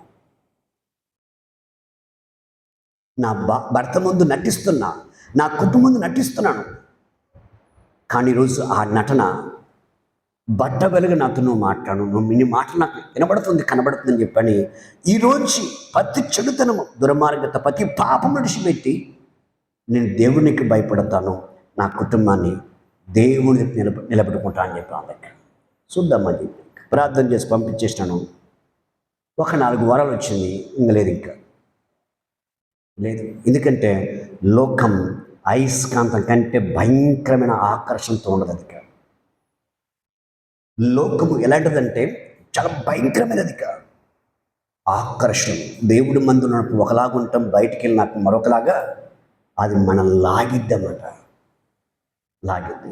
దేవుడు మనలో లేనప్పుడు టక్కన పోయి దాన్ని కత్తుకుంటాం. దేవుడితో మనం ఉన్నప్పుడు, దేవుడు మనలో ఉన్నప్పుడు అది ఎంత లాగినా మనం పోవడానికి వీలుపడదు, ఎందుకంటే మనలో దేవుడు ఉన్నాడు కాబట్టి. హల్లెలూయా. ఈ రీతిగా ఆలోచన. మరి దేవుని యొక్క ఉద్దేశం ఏంటంటే నువ్వు నా యందు భయభక్తులు కలిగి ఉన్నావని దీనివల్ల నేను తెలుసుకొని ఉన్నాను అన్నాడు. మరి నువ్వేం చెబుతావు? నీ కానించి ఏముంది ఆధారం? నేను అందుకే చాలాసార్లు చెబుతాను, విశ్వాసానికి నీలో విశ్వాసం ఉన్నట్టుగా ఆధారాలు నీ కాడ ఏమున్నాయా అని అడుగుతాను. అందుకే ఏమున్నాయి ఆధారాలు ఉన్నాయా? ఇదిగో అబ్రహాముకి ఆధారం ఉంది. అబ్రహాముకి ఆధారం ఉంది, నోహుకి ఆధారం ఉంది. ఇలా బైబిల్లో ఎంతోమందికి ఆధారాలు ఉన్నాయి. విశ్వాసానికి యోబుకి ఆధారం ఉంది. శ్రమ వచ్చిన, కష్టం వచ్చిన, ఉన్న ఆస్తులు పోయినా, కుమార్తెలు చనిపోయినా, వారి పనిగత్తులు వెళ్ళిపోయినా, తిరిగి దిగంబరపై నడియుదులో ఉన్న బూడిద పోసుకొని చిల్ల పెంకు తీసుకొని గీక్కుంటున్నా దేవుడి పైన తిరగబడలేదు, దేవుణ్ణి ప్రశ్నించలేదు, దేవుని తప్పట్లేదు. అది విశ్వాసం అంటే. అబ్రహాము వృద్ధాపములో దేవుడు కుమారుని చాలా ఇష్టంగా ప్రేమిస్తాడు. ఇక్కడ అందుకే ఆ మాట ఉంది, నీకు ఇష్టమైన కుమారుడు, నువ్వు ప్రేమిస్తున్న కుమారుని అన్న మాట వాడినాడు దేవుడు. ఇంకా నువ్వు ప్రేమిస్తున్న కుమారుడు కదా. హల్లెలూయా. కింది మాటలు ఇంకా, అప్పుడు అబ్రహాము కన్నెత్తి చూడగా పొదలో కొమ్ములు తగులుకొని ఉన్న ఒక పొట్టెలు కనబడను. అబ్రహాము వెళ్ళి ఆ పొట్టెలను పట్టుకొని తన కుమారునికి మారుగా పెట్టి దానబలిగా అర్పించెను. హల్లెలూయా. ఆ అరిదెములో 3 దినాంత ప్రయాణం చేసి దేవుడు చూపించిన కొండకి వెళ్తే అక్కడ పొట్టెలు ఎక్కడి నుంచి వస్తాయి? ఏమన్నా మీ అయ్య మా అయ్య ఏమన్నా అడిగితేనే ఏమన్నా. అందుకు చెబుతున్నాము, దేవుని కోసం నమ్మకంగా ఉంటే, ఆయన కోసం నువ్వు సాక్షి ఉంటే, దేవుడే నీ కోసం కిందికి దిగి వస్తాడు. అబ్రహాము కుమారునికి ప్రతిగా ఇదిగో యేసుక్రీస్తు మొట్టమొదటిగా ఒకటి హేబెలు ప్రతిగా దానబలైనాడు. రెండోది ఇదిగో గొర్రెపిల్లగా వచ్చి ఆ ఇస్సాకు ప్రతిగా బలైనాడు. ఇంకా ఇస్సాకు ప్రతిగా బలైనాడు. ఇంకా ఇప్పుడు మనం చూస్తుంది యేసు ప్రభు ఈ లోకానికి వచ్చింది 3వ వ్యక్తిగా మనం చూస్తున్నాం. కానీ బైబిల్ ఇచ్చేది 2 సార్లు ఆన్సర్ ఇచ్చేది. కానీ అదే ఆ యొక్క నీతి వరుసలో మనం వెళ్తున్నప్పుడు హేబెలు కానీ ఆదాము కుటుంబం కోసం మరణించడం. ఇక్కడ అబ్రహాము కుటుంబం కోసం, పాత నిబంధన సంఘం కోసం, పాత నిబంధన సంఘంలో ఉండేది ఆ ప్రజలు, రాబోతున్న ప్రజల కోసం ఇదిగో యేసుక్రీస్తు గొర్రెపిల్లగా వచ్చి బలియాగము ఆయనక. హల్లెలూయా, హల్లెలూయా. నీతిమంతుల కోసం దేవుడు దిగి వస్తాడని చెబుతున్నాం కదా.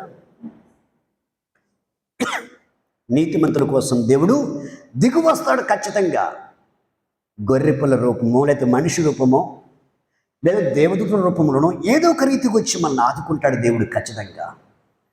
నిన్నటి రోజున మీటింగ్ అయిపోయి దాదాపు 3 నెలలు అవుతుంది. ఈ కీబోర్డు వాయించోళ్ళకి మనం డబ్బులు ఇవ్వలేదు. ఇంకా ఈ కరెంటు ఇడది ఈ సౌండ్ సిస్టమ్ పెట్టే వాళ్ళకి అతను చాలాసార్లు ఫోన్ చేస్తాడు. నేను ముందు చెప్పిన వాళ్ళకి, అయ్యా డబ్బులు అందితే మాత్రం నాకు ఫోన్ చేయాల్సిన అవసరం లేదు, ఎమ్మటి అకౌంట్కి వస్తాయని చెప్పిన. అతను 1 నెల అయిపోయిన తర్వాత ఫోన్ చేసినాడు. ఇంకా నా కాళ్ళు లేవు కాబట్టి ఇంకా ఫోన్ ఎత్తితే ఏదో సమాధానం చెప్పాలి. ఇంకా సరే తను అనుకుని చేసిన ఫోన్ ఎత్తలేదు. ఇంకా అట్లా ఈ 3 నెలల్లో నాకు తెలిసి ఒక 30-40 సార్లు ఫోన్ చేశాను ఈ కీబోర్డు వాయించడం. ఇంకా ప్రార్థన చేస్తున్నాను, దయ చూపించమని. నేను ఈ లోకంలో ఎవరికి నేను రుణంగా ఉండకూడదని, ఎవరికి అప్పు ఉండకూడదు ప్రభా అని చెప్పని ప్రార్థన చేసుకుంటూ ఉన్న టైంలో ఇంకా ఉదయకాలం ఎందుకో నా మనసులో 1 వారం క్రితమే దేవుడు నాకు చూపించినాడు. ఇంకా డబ్బంతా ఫిట్టింగ్ అవుతుంది. ఇంకా చెక్కులు లైన్గా వస్తావని ముందు ఒక చెక్ వచ్చిందన్నమాట. ఇంకా స్వప్నంగా పరిగెత్తుకుంటూ వెళ్ళి మళ్ళీ మిషన్ ఎన్నిక లాక్కుంటుందేమని చేసి గట్టి పట్టుకుని పైకి లేపుతుంది. ఇంకా ఆ వచ్చే చెక్కుని నేను వెళ్ళి చేతి నేను కొడుతున్నా. ఇంకా పిచ్చి మోకం దాన్ని వచ్చి దాన్ని ఎందుకు జరగొడతాను, దేవుని కాబట్టుకొని ఏడితే నువ్వు వచ్చి జరగొడతా అని చెప్పటే, అట్లా కాదు ఎనికిపోతాయి అని చెప్పంటే రాని అని చెప్పంటే అప్పటికి ఆతరంగా ఆపుకోలేక ఆ చెక్కు మీద ఏంటో వస్తున్న చిన్న బెల్ట్లా వస్తుంది. ఆ బెల్ట్ తెప్పుకొని 10 కట్టలు పట్టుకుంది. ఎంత పని చేసింది ఏమా, వచ్చి చెక్కులన్నీ రాకుండా ఆపింది అని చెప్పాను అనుకున్నాక. సరే ఇంతలోకి ఏమైంది, అది జరిగిన 2వ రోజు 3వ రోజు ఇంతకీ లేచి ఏడది మనసులో ఫోన్ చేస్తున్నాడు, అయ్యా నాకు నేను సమాధానం చెప్పలేకపోతున్నాను, దయ చూపించండి చెప్పాను. ఆ మాట చెప్పిన 1 గంట 2 గంటలకి ఏరే వాళ్ళు మన సంఘస్థులు వచ్చారు. వెళ్ళి వాళ్ళతో కూర్చున్న తర్వాత మాట్లాడుతుంటే, మా కోసం ప్రార్థన చేయాలి ఈ విషయం నేను ఒక 5,000 ఎంతో కానుక పెట్టినారు. ఆ ఏమంటే మన కారు కిస్తకి ఒకళ్ళు వేరే వాళ్ళు ఉంటే దానికి వాళ్ళకి ఇచ్చేసిన. ఇంకా నమ్మకం ఉంది ఇంకా వస్తాయని. ఇంకా ఎందుకు ఆల్రెడీ ఫింటింగ్ రెడీ అయింది కదా, చెక్కులు వస్తున్నాయి. ఇంకా ఏమి లాగిన డబ్బులు చేతికొచ్చాము, లేకపోతే మొత్తం కట్ట వచ్చాయి. ఈ 5,000 వచ్చినాయి. ఇంకా లాస్ట్కి మళ్ళీ సాయంత్రానికి అయిపోయింది. చిన్న క్లూ వచ్చిందన్నమాట. ఇంకా ఉదయానికి ఏంటది, దేవుడు వాళ్ళ పక్షాన అద్భుతం జరిగించినాడు దేవుడికి. వాళ్ళకు కొందామంది ఒక ప్లాటు, కానీ వాళ్ళ ఇంటి పక్కన ప్లాట్ దొరికిద్దని వాళ్ళు అనుకోలేదు. ఇంకా వాళ్ళకు కొన్నామనుకుంది ఏంటది, దాదాపు 1,50,00,000 70,00,000 ఉంటుంది. ఇంకా కానీ అది ఆగిపోయింది. తిరిగి వాళ్ళ ఇంటి పక్కన ప్లాటు 1,20,00,000కి వచ్చేసింది. ఇంకా ఇంటి పక్కనే సంతోషపడ్డారు. ఇంకా కానీ డబ్బు కానీ చేతులు లేదు, బేరం అయితే ఆడినారు. ఆ టైంకి ఆ నైట్కి 50,00,000 డబ్బు కట్టేసినారు. కట్టేసిన తర్వాత ఇక్కడి నుంచి వాళ్ళు వెళ్ళిపోయిన తర్వాత మన సంఘస్థులు దేవుడు ఇంకా ఈ ప్రార్థన అయిపోయింది, ఉదయకాలం ప్రార్థన అయిపోయింది. ఇక్కడ అయిపోయింది. దేవుడికి వందనాలు ఏం కేకలాడుతుంది, దేవుడికి వందనాలు, దేవుడికి స్తోత్రాలు, దేవుడికి వందనాలు అంటుంది. ఇక ఏమైందబ్బా అని చెప్పి అనుకుంటున్న తర్వాత అంతలోకి, అన్న నీ ఫోన్ ఇదేనా నెంబర్ అని చెప్పండి. అదేమ్మా అని చెప్పిన. ఏమంటే డబ్బులు అంతే, ఏమంటే ఆ కీబోర్డ్కి ఇంకొక కొంతమంది కట్టేసి పక్కది. ఈ స్వప్నం ఎంత పని చేసిందో నాయన, నాకు చెక్కు వచ్చేది అని 3-4 కట్టలు పట్టుకొని అయిపోయింది అనిపించింది. సరే ప్రార్థన చేద్దాం, ఆ మిషన్లు తక్కువ కాకుండా ప్రార్థన చేయండి, అందరు నా మీద దయ ఉంచి మిమ్మల్ని ఏమని అంటున్నారు నేను. కానీ ఆ చెక్కులు ఎనికి స్టక్ అయితే మళ్ళీ అయిపోతాయి కదా, అందుకే కావద్దు నీకు. అందుకే కాబట్టి ఈ మాట నీకు ఎందుకు చెబుతుందంటే, నమ్మిన వారిని దేవుడు అన్యాయము చేయదు. ఉన్నాయి నీకు మహా అయితే 2 లక్షలు 3 లక్షలు ఇలా 10 లక్షలు ఉంటుంది. నాకు అంతకు మించి ఉంది. ఇక భయం లేదు. కాకపోతే తీసుకొచ్చిన వారు బాధపడుతున్నారు, వాళ్ళు ఇబ్బందులు ఉన్నారు, కన్నీటితో ఆ బాధ ఉంది నాకు. ఆ బాధ ఒకటే ఉంది. ఇక ఎన్నో మాటలు పడుతున్నారని. ఇక వాళ్ళంటే నన్నంటే ఎవరంటే ఒకళ్ళే కదా, ఒకళ్ళే తిట్టేది. ఇంకా కానీ ఈ బాధ కోసం దేవుడి దగ్గర రోధిస్తూ ప్రార్థిస్తున్నప్పుడు దేవుడు ద్వారం తెరిచినాడు. ఇంకా హల్లెలూయా. ఇంకా నీకు చెబుతున్నాను, ఇంకా ఎవరో ఇస్తారని నాకైతే ఆసక్తి లేదు. నేను ఎప్పుడు మనిషి మీద బేస్ చేయలేదు. ఇంకా మనిషి మీద బేస్ పెట్టుంటే, మనిషి మీద ఆధారపడి ఉంటే చాలామంది చెప్పినారు మేము ఎంత ఇస్తామని చెప్పని, అంటే మనసులో రానివ్వలేదు నేను. ఇంకా అందుకే ఎవరైనా వచ్చి అన్న మేము అట్లా ఇస్తాం ఇట్లా ఇస్తాం ప్రార్థన చేయమంటే, నీది నీ కాడ ఉంచుకో ప్రార్థన చేస్తాను చెప్పేవాడు. ఎందుకు? ఆ మనిషి ఆశ పుట్టించి ఆ ఆశ ద్వారా ఏదైనా దేవుడి నుంచి పక్కకు తొలగించే ప్రయత్నాలు ఉంటాయి. మనిషిని ఆధారం చేసుకున్నప్పుడు వారి పక్కకు తొలగిస్తామన్నమాట.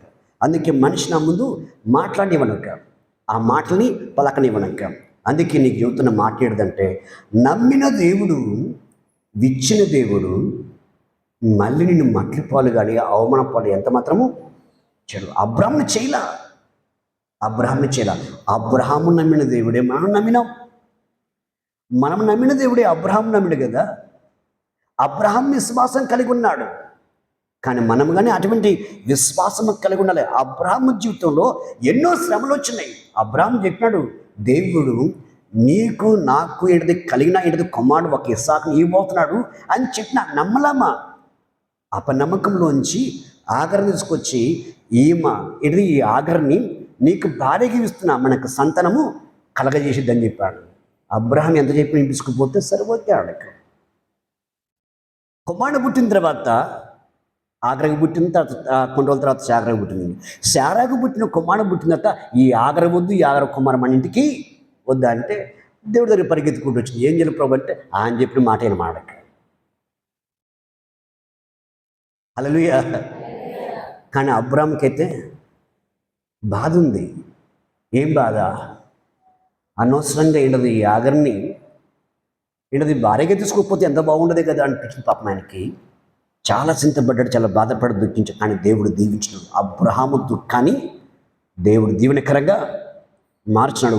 అలాగనే విశాఖ విషయంలో కానీ దేవుడు అద్భుతముగా ఆశీర్వదించాడు. ఇంకా కింది మాటలకు వెళ్దాం. ఇంకా కింది మాటల్లో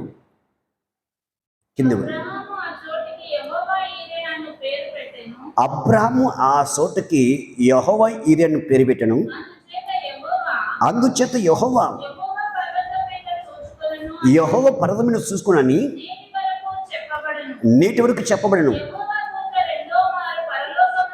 యెహోవా దూత రెండో మారు పరలోకం నుండి అబ్రహాం పిలిచి ఇట్లాను, నీకు ఒకడైన కుమారుని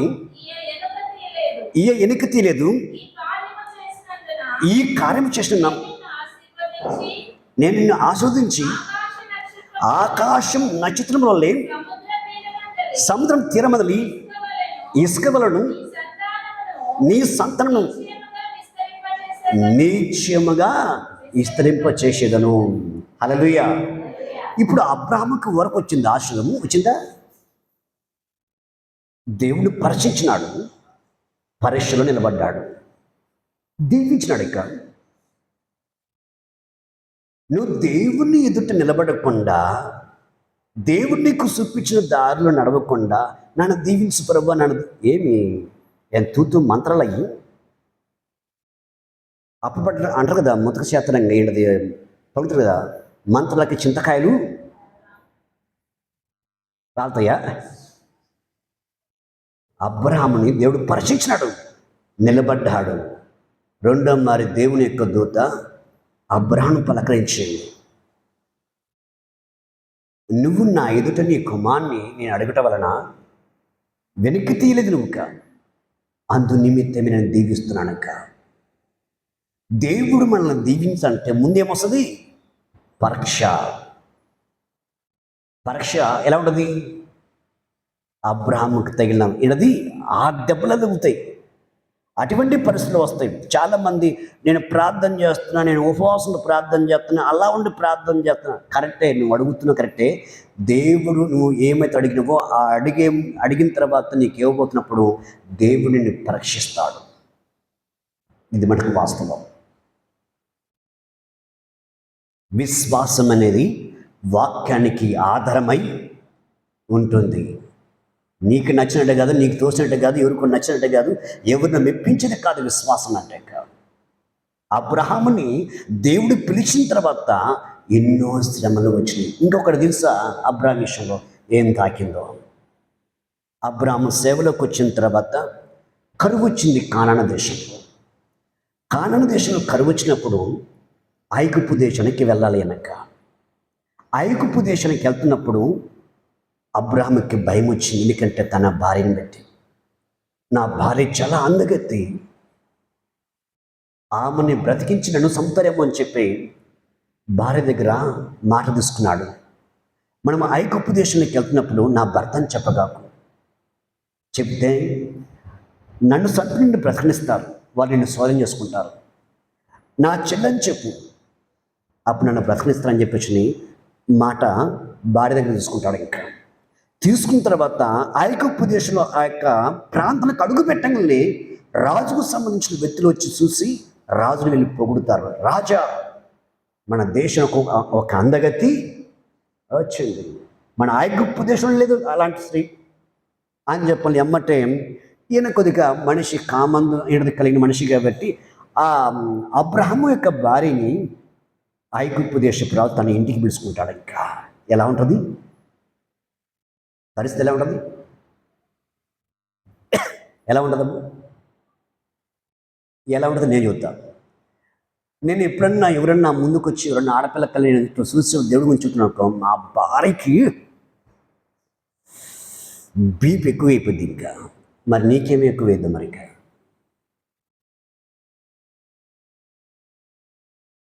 మళ్ళీ మనిషి పక్క మీద ఒక ఎమ్మడ బుస్సు దిగి వస్తుంది.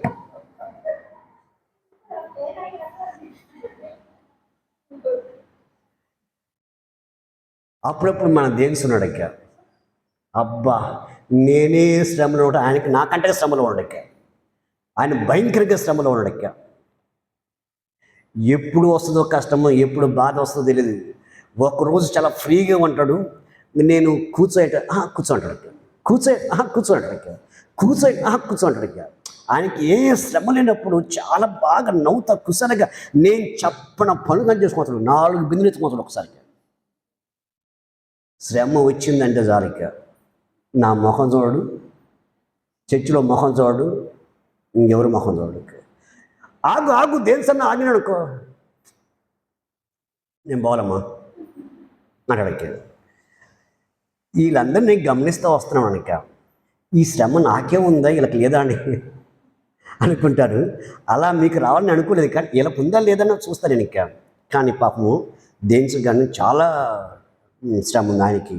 కానీ అర్థం చేసుకొని ఆయన పాపం ఎప్పుడు కదిలించు, ఎప్పుడన్నా తప్పనిసరిగా నాకు దేన్స్ కావాలనుకుంటే ఎక్కడ ఉన్నంటే నేను ఎక్కడ ఉన్నా అంటే నాకు అవసరమైనప్పుడు ఆయన ఫోన్ చేస్తే అతడికి, నాకు అవసరం టైం ఫోన్ చేసాక అన్నా ఏంది రమ్మటవా అంటాడు. అది ఆయన స్టైల్. ఇంకా మా దానిలో నడక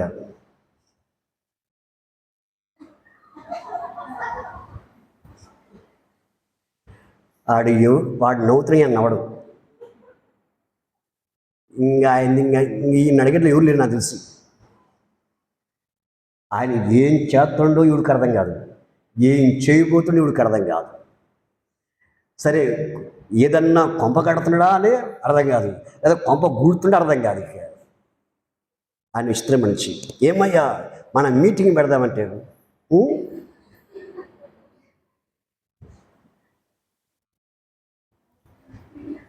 ఏమయ్యా మీటింగ్ పెడదాం,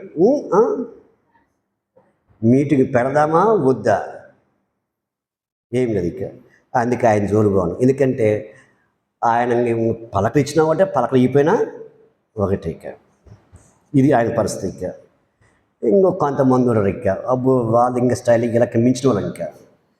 అందుకే ఇలా గురించి అర్థం కాదు. ఈ మధ్య ఏంటది అప్పుడప్పుడు రమేష్ని పిలుస్తామంట నేను. ఇక ఇప్పుడు ఆ రమేష్ ఫోన్ నా కాడున్న కాంచి ఇబ్బంది అవుతుందమ్మా, ఫోన్ నువ్వు తీసుకో, నాకెందుకు ఈ ఫోన్తో అని చెప్పి ఆ ఇంట్లో ఆ ఫోన్ కూడా ఆయనకి సమస్యలు, ఆయన సమస్య పనికి అడ్డం వచ్చినాయి. ఇంకా ఫోనే పూర్తి లేకుండా చేసినాయి. ఆ ఫోన్ చేసినాక కుయ్యం అంటుంది, కానీ రాజశేఖర్ అంబులెన్స్ కన్నా ఇంటిది దొరుకుతుంది, కానీ ఈయన అంబులెన్స్కి దొరుకుతారు అక్కడికి. ఇది పరిస్థితి, ఆయన పరిస్థితి. అబ్బు అసలు వీళ్ళ విశ్వాసం ఎలా ఉందంటే సూపర్గా ఉంది. ఇలాంటి నా చేతికి అప్పగించిన దేవుడు. నేను అప్పుడప్పుడు అంటాను, అసలు నా బుద్ధి ఇలా ఉందా, లేకపోతే వాళ్ళ బుద్ధి అలా ఉందా, నాకు ఏం అర్థం కాదు ప్రభా. సార్ నా బుద్ధి ఇలా ఉండి వాళ్ళు నేర్చుకుంటే నాకు చెప్పు, నేను మార్చుకుంటా. కానీ ఇలాంటి వాళ్ళని దేవుడు నాకు అప్పగించలేదు. భగత్ సింగ్ గారు గుర్తొచ్చినమాట. ఇంకా భగత్ సింగ్ గారి దగ్గరికి ఒక ఆయన, అయ్యా సేవకుడు, ఇటు బోధకుడా, లేకపోతే అయ్యగారు అన్నగారు అని చెప్పి అనుకుంటూ వచ్చి, నేను నీ దగ్గర సేవ చేస్తాను ఒక వ్యక్తి వచ్చాడంట. ఇంకా సరే మంచిదయ్యా, బాగానే ఉంది, అది లైట్ ఇచ్చేసి ఆ బల్బ్ పెట్టి లైట్ స్విచ్ అయిపోయాడు. ఇక్కడ వాడు ఏం చేసినాడు, ఇంకా ఆ వచ్చిన ఏడాది సేవ చేతనం ఎత్తి ఈ దారం తీసుకుని బోర్డులో పెట్టి దానికి పొలాలు తగిలించి ఆ దారం లేకపోయి ఆ బల్బు పెట్టి ఆడ తగిలి పెట్టినాడు. ఇంకా స్విచ్ చేసినాడు. ఇంకా వెలిగింది లైట్ అంటే, అయ్యా స్విచ్ చేసినాడు, అయ్యా లైట్ వెలగలేదయ్యా అన్నాడు. ఈయనేమనుకోండు, అరే లైట్కి ఏడిది కలర్స్కి బోర్డుకి అంత బాగుంది, ఇది స్విచ్ చేయమని చెప్పినాను, ఇది ఏం చేసినా అప్పుడు 2 సార్లు అయిపోయిందంట. ఇంకా సరే ఇది ఏం చేసినా చూద్దాం పోతే ఆ దారం దశపై బోర్డులో పెట్టిండు, ఆ దశపై బల్బు పెట్టాడు. ఇక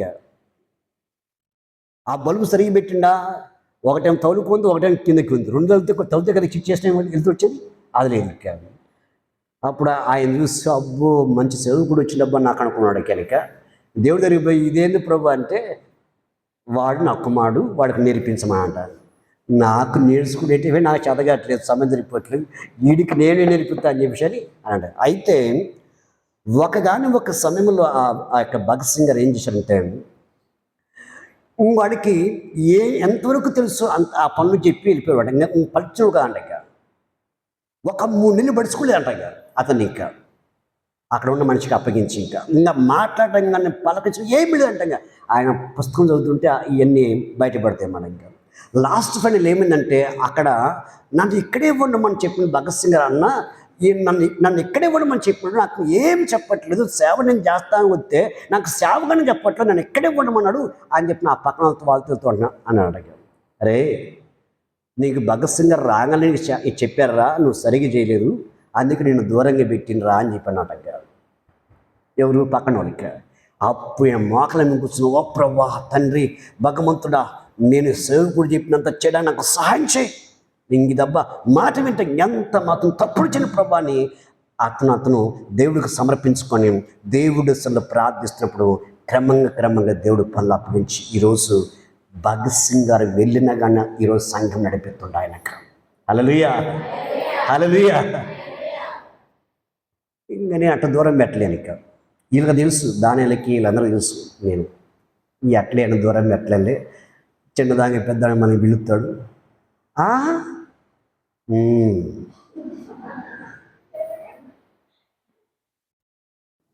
ఎక్కడ ఉండ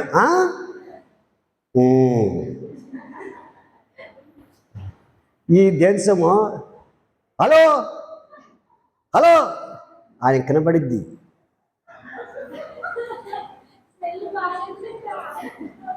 ఆయన కనబడిద్ది. అబ్బా, వీళ్ళు నన్ను దేవుడు ఆడుకోలేదు కానీ నన్ను వీళ్ళు మాత్రం ఆడుకుంటారు. నాకు అర్థమైంది వీళ్ళు ఆడుకుంటారు అనిక.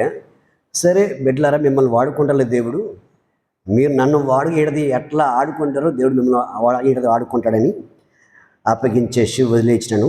వదిలేసి ఏడది నా పని నేను చేసుకుంటూ వెళ్ళిపోతాను. ఇంకా వాళ్ళకి ఇంకా పిలవలేదు అనుకుంటాను. ఎప్పుడో సంవత్సరంకి ఒకసారి, అదే అమావాస్య చూడండి నెలకు ఒకసారి, అప్పుడు అమావాస్య ఎక్కడున్నారా అంటే అన్న ఇక్కడే ఉన్నాం, రండి అయ్యా, ఏదో చేతను చేయగలను. అప్పుడు ఇంకా ఆ పని చేయగలనే ఇంకా చేతులు కడుక్కొని రెడీ ఉంటారు. నేను వెళ్తా సొంతగా రారు, పిలిస్తేమో ఉండరు, పొమ్మను పోతారు. ఇది ఇలా పరిస్థితి. కానీ నాకు అద్భుతమైన సేవ నాతో ఉన్నది చేసింది ఎవరంటే ఆడపిల్లలు. అద్భుతమైన సేవ, శ్రమైన, కష్టమైన, బాధైనా, కరువైనా, అది ఎటువంటి సమస్య అయినా, అవమానములైనా నాతో నడిచింది శ్రమల్లో ఆడపిల్లలు. కొంతమంది లేరు, వాళ్ళకున్న పరిస్థితిని బట్టి నేనే పర్మిషన్ బయటకు వెళ్ళి, కొంతమంది ఉన్నారు. ఇప్పుడైనా సరే ఆడపిల్ల చేసిన పని మగ మనిషి చేయలేకపోతున్నాడు. హల్లెలూయా. విశ్వాసం అనేది ఆధారాలతో కూడింది. అది ఆధారాలు లేనిది విశ్వాసము కాదు, ఆధారాలతో కూడి ఉన్నది. ఆధారాలు లేకుండా నన్ను విశ్వాసం ఉంచే ఎలా ఉంచా విశ్వాసం? హల్లెలూయా, హల్లెలూయా. ఒకసారి మన సువార్త పరిచర్య మొట్టమొదటిగా ఆరంభం నుంచి పరిచర్యలో ఉంది. అప్పటి నుంచి ఇప్పుడు వరకు అదే తిరుగా ఉందామక్క. ఒకరోజు ఇట్నే ఏదో చిన్న సమస్య వచ్చింది, అది నాకు నా దగ్గర రాలేదు. ఆ సమస్యని ఆమె పరిష్కారం చేసుకోవడానికి స్వప్న కాడికి వెళ్ళి, అలా అక్క ఇలా చేస్తే బాగుంటుంది అక్క అని. మంచిదమ్మ, ఇది అన్నకైతే ఇష్టం ఉండదు, అన్న ఇలా చేస్తే ఒప్పుకోడు, సరే చూద్దాం, కానీ ఎటువంటి సమస్య లేకుండా అని చేయమని చెప్పానంటే, తనతో పాటు తన తోడుకోవడం తీసుకున్నామని ఈ మీటింగ్లో, కొత్తగా జరుగుతున్న మీటింగ్లో అద్భుతంగా వాళ్ళ పాత్ర వాళ్ళు జరిగించడానికి ఆడపిల్లలు. ఇంకా వాళ్ళతో పాటు ఎవరు ఇంకా కొంతమంది వీళ్ళకి సపోర్ట్గా ఉన్నారు. ఇంకా ఎందుకు ఈ మాట చెప్తున్నానంటే, సేవనైనా, అది విశ్వాసమైనా, అది భక్తి అయినా, అది సంఘములో అయినా, దేవుడితో నడుస్తున్న నడబడైనా, అది విశ్వాసానికి ఆధారమై ఉంటుంది. అది అప్పటికప్పుడు ఉప్పింగిపోవటం, అప్పటికప్పుడుకి ఇడది బుడకలో గాలి ఇప్పినట్టుగా అది కాదు. విశ్వాసం అంటే నువ్వు ఈ భూమి మీద ఉన్నంత కాలం నీ అడుగులు స్థిరంగా ఉండాలి. దేవుడికి ఇచ్చిన మాట, దేవుడితో నువ్వు పలికిన మాట, లేదా దేవుడితో చెప్పిన మాటకు ముడిపడి ఉండాలి. అది శ్రమైన, కష్టమైన, అవమానమైన, అది ఏదైనా సరే నువ్వు ఎప్పుడైతే నిలబడతావో అప్పుడు వీలవుతుంది. దేవుని విశ్వాసం చూసి, నీ బతి చూసి అడుగు ముందు గెలిపిస్తాడు. ఒకప్పుడు చెట్టు కింద ఉన్నాం, అట్నే చెట్టు కింద ఉన్నామా? అయ్యో నేను చెట్టు కింద 3 సంవత్సరాలు ఇస్తున్నాను, నాకు ఈ సేవ వద్దు అంటే ఈరోజు ఇది ఉండేది కాదు. ఉండదా? చెట్టు కింద ఉన్నాము. చెట్టు కింద ఉన్నప్పుడు ఇంట్లో ఇబ్బంది అవుతున్న, అడవిలో ఉన్నాం 1 సంవత్సరం. ప్రార్థన అక్కడ నడిపించిన, కొండ మీద ప్రార్థన నడిపిస్తే జనంగా అక్కడికి వచ్చేది. అడవి ప్రాంతాల్లో ఉన్నప్పుడు అలా ఉంచింది. అడవి ప్రాంతాల్లో ఉంచాడు దేవుడు, ఉంచడే దేవుడు అనుకోండి. ఇంతగా ఈరోజు ఇంత పెద్దది మందిరంలో ఉండే దేవుని ఆరాధించిన దేవుడు సహాయము. విశ్వాసానికి ఆధారాలు ఉన్నాయి. ఇదిగో మందిరం ఒక్కొక్క పని చూపిస్తా. విశ్వాసానికి ఆధారాలు ఉన్నాయి, కానీ విశ్వాసానికి ఆధారము దేవుడు పరీక్షిస్తాడు. ఇలాగనే కుప్పకొండ మన పెద్ద వెంకటేశ్వరులు మొట్టమొదటిగా దేవుడి మీద తిరగబడ్డాడు. తర్వాత దేవుడి మీద తెలుసుకుని అడుగు ముందుకు వేసినాడు. అడుగు ముందుకు వేసిన తర్వాత సమస్య అంతా క్లియర్ అయిపోయింది. అనుకోండి ఇతనికి తన బాతుల్లోంచి మరి కింద పడ్డాడుతుంది. బాతులోనే ఎక్కడో కింద పడ్డాడుతుంది. ఈ మరి సడుగు కాళ్ళు ఇది ఇరిగింది. అందరూ తన చుట్టూ అందరూ వచ్చి మన దేవుళ్ళని మన దేవతలను పోగొట్టుకొని పోయినాం, అందుకే నీకు కష్టం వచ్చింది అన్ని రకాల మనుషులు అన్న వెనక్కి బొమ్మడక. నాకు తెలుసు, నేను నమ్మిన దేవుడి గురించి నాకు తెలుసు. వెనక్కిపోయిన వాళ్ళు ఒకసారి నేను మోసపోయినా, ఇంకా మోసపోవడానికి నేను సిద్ధంగా లేనండి. ఇంకా తిరిగి ఆ కాలు విరిగిన తర్వాత, ఆ కాలు ఏది ఆపరేషన్ జరిగింది కొన్ని రోజులు అయిన తర్వాత లేచి నడుస్తున్న 1 సంవత్సరం అవుతుంది అనుకుంటాను. లేచి నడుస్తుంది, మళ్ళీ కింద పడ్డాడు. రెండోసారి మళ్ళీ సమస్య వచ్చిపోయింది.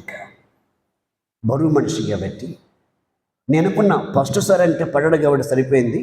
ఇప్పుడు రెండోసారి పడ్డాడు, ఇంకా రాడు చర్చికి అన్ని మనసులో అనుకున్న మనిషిగా. కానీ ఫోన్ చేసి నా కోసం ప్రార్థన చేయాలి. ఏమని లాస్ట్నా నేను చనిపోయినా యేసు ప్రభు కోసమే చనిపోతా అని చెప్పాలి. హల్లెలూయా, హల్లెలూయా. మా బంధువులు వచ్చి అంటున్నారయ్యా, నా కొనుపలు అంటున్నారు వచ్చి, విన్ని ఏం చేసినా నా ప్రాణము ఆయనతోనే పోవాలి.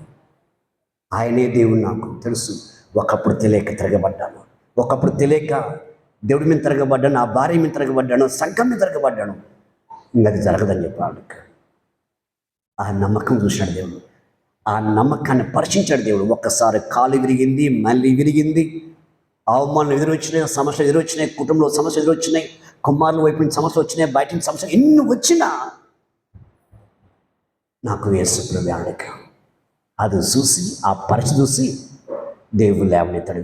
లేవనెత్తి ఎక్కడైతే అవమానం చేశారో, ఎక్కడైతే తను నిందించారో, ఎక్కడైతే తన గురించి అవమానపరంగా మాట్లాడినరో వాళ్ళ ముందు ఈరోజు దేవుని తలగా ఉంచాడు దేవుడికి.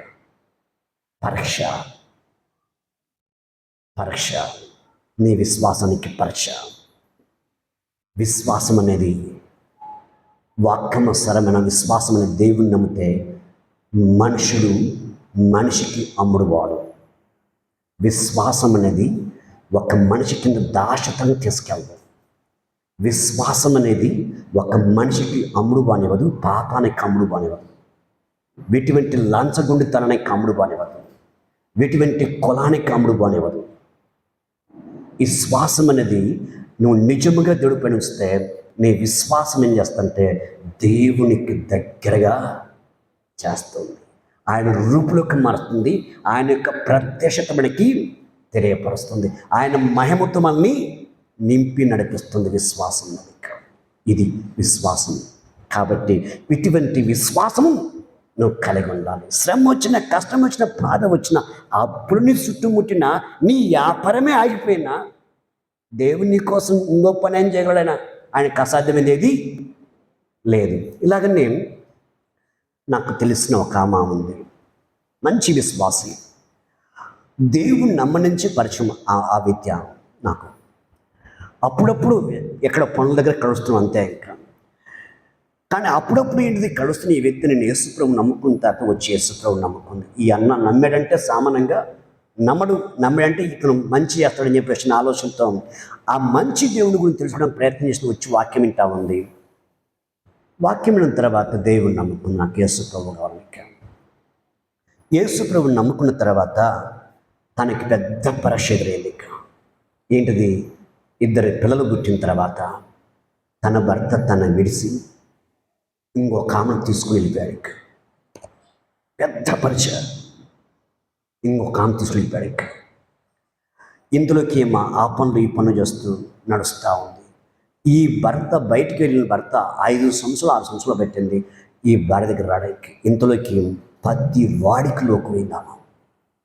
ఎంత మంచి చెప్పినా ఆమెను చాలా లోకు చేసి చాలా కించగా చాలా అవమానంగా మాట్లాడుతూ వచ్చారు. అందులోకి ఆ భర్త ఎవరిని తీసుకుపోయినాడో ఆ వ్యక్తి గుండా తనకు అర్థమయ్యి ఆమె విడిచిపెట్టి భార్య కాడికి వచ్చేసాడు. కానీ ప్రతి ఆదివారము ఏమో చర్చికి వచ్చి దేవుడి సలు ప్రార్థించాడు, మంచిగా ఉపవాసాలు ప్రార్థన చేసేది. ఎంతగానో దేవుని మందిరంలో ఆమె తన చేతులకు ముందుకి నడుస్తుంది. కానీ తన విశ్వాసం, తన యొక్క విధానం చూసి ఓ పక్క లోకము కలిచింది, ఓ పక్క భర్త విడిచిపెట్టిపోయినాడు. లోకము కలిచిన భర్త విడిచిపెట్టిన దేవుని బాగొట్టుకోలేదు. వచ్చిన భర్త ఏం చేశాడంటే, ఆమె విడిచిపెట్టి వచ్చింది కదా, ఆమె విడిచిపెట్టి వచ్చిన వ్యక్తి ఆమె ఏం చేసిందంటే, నా గురించి తప్పుగా మాట్లాడుతుంటివే, మరి నీ భార్య ఏం చేస్తుంది చూసావా, బడ్డీ ఎక్కిపోతుంది చూసావా, అక్కడ ఉంది చూసావా, ఇంట్లో ఉంది. ఇట్లా తన భార్య గురించి తప్పులు మోపి భార్య మీద కోపం రెచ్చగొట్టినప్పుడు ఈ భర్త చేసేటట్టు ఆ మాట విని రోకల బండ తీసుకుని 2 కాళ్ళు చెదరగొట్టినాడు. ఆదివారం ప్రార్థన అయిపోయింది. నేను చూస్తా ఉన్నా ఆమె రాలేదనిక. ప్రార్థన అయిపోయిన తర్వాత 1 గంట అయిన తర్వాత ఒక మూలక పడిపోయి సోహి తప్పి ఏడిచి ఫోన్ చేసింది. నా భర్త 2 కాళ్ళు చెదరగొట్టాడు నాకు. చూడండి, సాకలి బట్ట పిండినట్టుగా, సాకలి ఆ బట్టలు మరకపోయేటట్టు నీళ్ళు ముంచి లేపినట్టుగా పిండినట్టుగా దేవుడు మన హృదయాన్ని పిండుతాడు, పరీక్షిస్తాడు. ఆయనకిష్టమ కాంది ఏది మనలో ఉన్న దాన్ని పిండి పిప్పి చేసి ఆయనకిష్టమ కాంతి వదిలిపెట్టేంత వరకు ఆయనను పరీక్షలు పెడతాడు. ఇంకా కొలిమీలు బంగారం పెట్టినట్టుగా భర్త కొట్టెళ్ళిపోయిన తర్వాత ప్రార్థన అయిపోయిన తర్వాత 3-4 వెళ్ళి ఆమెను దర్శించాను. ఇంకా చేతులు పట్టుకుని వేడిచింది, నా కోసం ప్రార్థన చేయడానికి. 1 నెల అయిపోయింది, 2 నెలలు అయిపోయింది. మంచిగా లేచి నడుస్తూ ఉంది, తన పనులు తను చేసుకుంటుంది. ఆ భార్య కుట్టిపోయిన వ్యక్తి తర్వాత 2 రోజుల తర్వాత ఇంటికి వచ్చి చూసుకుంటే ఆ భార్య కుట్టుతుంటే, ఆ భార్య కింద పడి లేస్తుంటే చూసినాడు. వేడికొచ్చింది, ఏడ్చినాడు. దగ్గర తీసుకొని, నీ ఒంటి మీద ఇంకెన్నడు చెయ్యి వెనక, హల్లెలూయా హల్లెలూయా, ఇంకెన్నడు నీ ఒంటి మీద చేయను. ఒక పనికి మాలిది నీ గురించి తప్పుగా మాట్లాడితే ఆ కోపం తట్టుకోలేక ఆమెను కోపం, నేను నిన్ను కొట్టినాను, నిన్ను ఎప్పుడు నీ ఒంటి మీద చేయను అనక, మంచిగా చూసుకుంటా, నిన్ను ఏడిపించిన, నిన్ను కష్టపెట్టినా నేను అనాథగా విడిచిపెట్టానుక, ఇంకెప్పుడు నేను విడిచిపెట్టను అని చెప్పని ఆమె త్వరగా బాగు చేసుకుని త్వరగా మంచిగా ఇక్కడ ఉండకూడదని చెప్పేసి భార్య ఏం చూస్తున్నాడు, వెళ్ళిపోయాడు. ఇక వెళ్ళిపోయి ఈరోజు కోట్లు సంపాదిస్తాడు ఆయనక. హల్లెలూయా, కోట్లు సంపాదిస్తాడు. ఇంకా మన ఈ సంవత్సరం పట్టండి తన భార్యతో పాటు తన ఉపవాసం అండి. ఆ ఉపవాసం ముగింపుకి నేను రావటానికి అక్కడ ఇబ్బంది వద్దని చెప్పి ఫోన్ ద్వారా ఉపవాసం ముగించుకొని ఈరోజు అద్భుతంగా ఫ్లాట్లు కొంటూ వ్యాపారాలు చేస్తూ దేవుడికి నమ్మకస్తులుగా ఉన్నారు. విశ్వాసానికి ఆధారాలు ఉన్నాయి. మరి నీ విశ్వాసానికి ఏం ఆధారం ఉంది? ఇక శ్రమ తట్టుకున్నది, నిలబడింది, భర్తను దక్కించుకుంది, కుటుంబాన్ని కట్టుకున్నది. ఒకప్పుడు ఆమెను చూసి నవ్వినోళ్ళు ఈరోజు ఆమెను పిలుస్తున్నారు, ఆమె సలహా కోసం చూస్తున్నారు. ఇంకా తల దించిన చోట దేవుడు తలగా ఎప్పుడు నమ్మకంగా ఉన్నప్పుడు, విశ్వాసం కలిగి ఉన్నప్పుడు, ఆ పరీక్షలో కానీ దేవుని విడిచిపెట్టకుండా నమ్మకంగా ఉన్నప్పుడే ఇది జరుగుతుంది. కానీ శ్రమ వచ్చినప్పుడు పారిపోవటము, శ్రమ లేనప్పుడు దేవుడికి స్తోత్రం, దేవుడికి స్తోత్రం. తాగుబోతులు ఉంటారు చూడండి, ఈ ఓట్లు వచ్చినప్పుడు వీళ్ళు ఏం చేస్తారంటే, అది వీడికి తాగితే జెండాకి జై కొడతారా అని చెప్పి 10 మందికి తాపి జెండాకి జై కొట్టుకుంటారు. నిజంగా ఎవడు కొట్టడు, నిజంగా ఎవడు జై కొట్టడు. ఎందుకంటే వాళ్ళకి తెలుసు అది నిజంగా మనం కొట్టరని. అట్లా చాలామంది తాగుబోతులకి ఆ పార్టీ నుంచి సారాయం దించేసి జై కొట్టుకుంటారు. ఇంకా అది వీళ్ళ విశ్వాసం. శ్రమ తీరిన తర్వాత, శ్రమ పోయిన తర్వాత, కష్టాల పరిస్థితులు మారిపోయిన తర్వాత జైకూటది గొప్పది కాదు. దాంట్లో ఏమాత్రం నిజము లేదు. శ్రమల్లో నిలబడి దేవుని ఎదుట ఎప్పుడైతే మనం ఆ శ్రమల్లో దేవుడు మనం గెలిపించిన పాల్పట్టుకుంటే చాలు. ఒక్క శ్రమను గెలిచావంటే ఇంక తర్వాత నెక్స్ట్ వచ్చే ప్రతి శ్రమ నీకు సులభమే. ఆయన నన్ను ఏమీ చేయలేవు. హల్లెలూయా, హల్లెలూయా. కాబట్టి ఈ యొక్క మధ్యాహ్న కాలమందు నీ విశ్వాసానికి ఆధారం ఏంటిది? అబ్రాహాము విశ్వాసానికి ఆధారం తన కుమారుడు. ఎన్నో శ్రమలు, భార్య రాజు గృహానికి పిలువబడ్డప్పుడు ఎంతగానో వేదన పడ్డాడు. ఆయన దేవుని పోగొట్టకుండా తిరిగి మన తన స్వదేశం పోలా. అట్లా 2 సార్లు వెళ్ళిపోయింది. రాజు ఏడది రాజు చేతులు కామ 2 సార్లు వెళ్ళిపోయింది. అబ్రాహాము భార్య సేవను విడిచిపెట్టి, దేవుడు చెప్పిన ప్రదేశం విడిచిపెట్టి వెనక్కి పోనైనా నిలబడ్డాడు. అందుకే ఈరోజు మనకి తండ్రి అయినాడు. అందుకే అబ్రాహాము వంశం నుంచి, ఇదిగో యాకోబు వంశం నుంచి, ఈరోజు యోధా గోత్రం నుంచి ఈరోజు యేసు ప్రభు వచ్చినాడు. అబ్రాహాముకి ఏంటది మనకి తండ్రిగా చేసిన కదా దేవుడు. అబ్రాహాము రక్షణ పొందిన ప్రతి వాడికి ఆత్మీయ తండ్రి. అందుకే జక్కయ్య రక్షణ పొందిన తర్వాత ఇతనికి రక్షణ వచ్చింది, ఇతని ఇంటికి రక్షణ వచ్చింది. ఇతడు కానీ అబ్రాహాము కుమారుడే. హల్లెలూయా.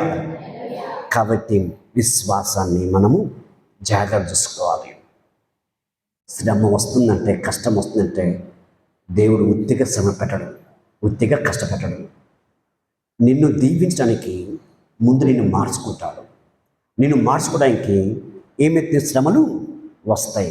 ఒక రాయి సిలుపుగా మారాలంటే కమ్మసలో వాడు లేదా ఆ రాయిని సిలుపుగా చేతను ఎత్తి ఆ సుత్తతో లేదా ఆ ఉలితో కొట్టకపోతే కుదరదు. అది మనిషి లేదా బొమ్మగా మారదు అది. ఇక అలాగనే మనలో ఉన్న చెడుతనం పోయి మంచిగా ఉన్న మారాలంటే శ్రమను దేవుడు తాగనిస్తాడు. శ్రమను తాకిన తర్వాత పరీక్ష పెడతాడు. ఇంకా నా ఎదుట ఉంటాడా పోతాడా? ఇంకా ఉంటే దీవిస్తాడు, ఉండకపోతే నీ ఇష్టం అంటాడు. ఇంకా హల్లెలూయా, హల్లెలూయా. ఈ యొక్క వాక్యం మన హృదయం మన జీవితంలో ఫలింపజేయను గాక. ఆమేన్. ప్రార్థన చేస్తుంది. కళ్ళు మూసుకుంటే ప్రార్థన చేసుకుందాం.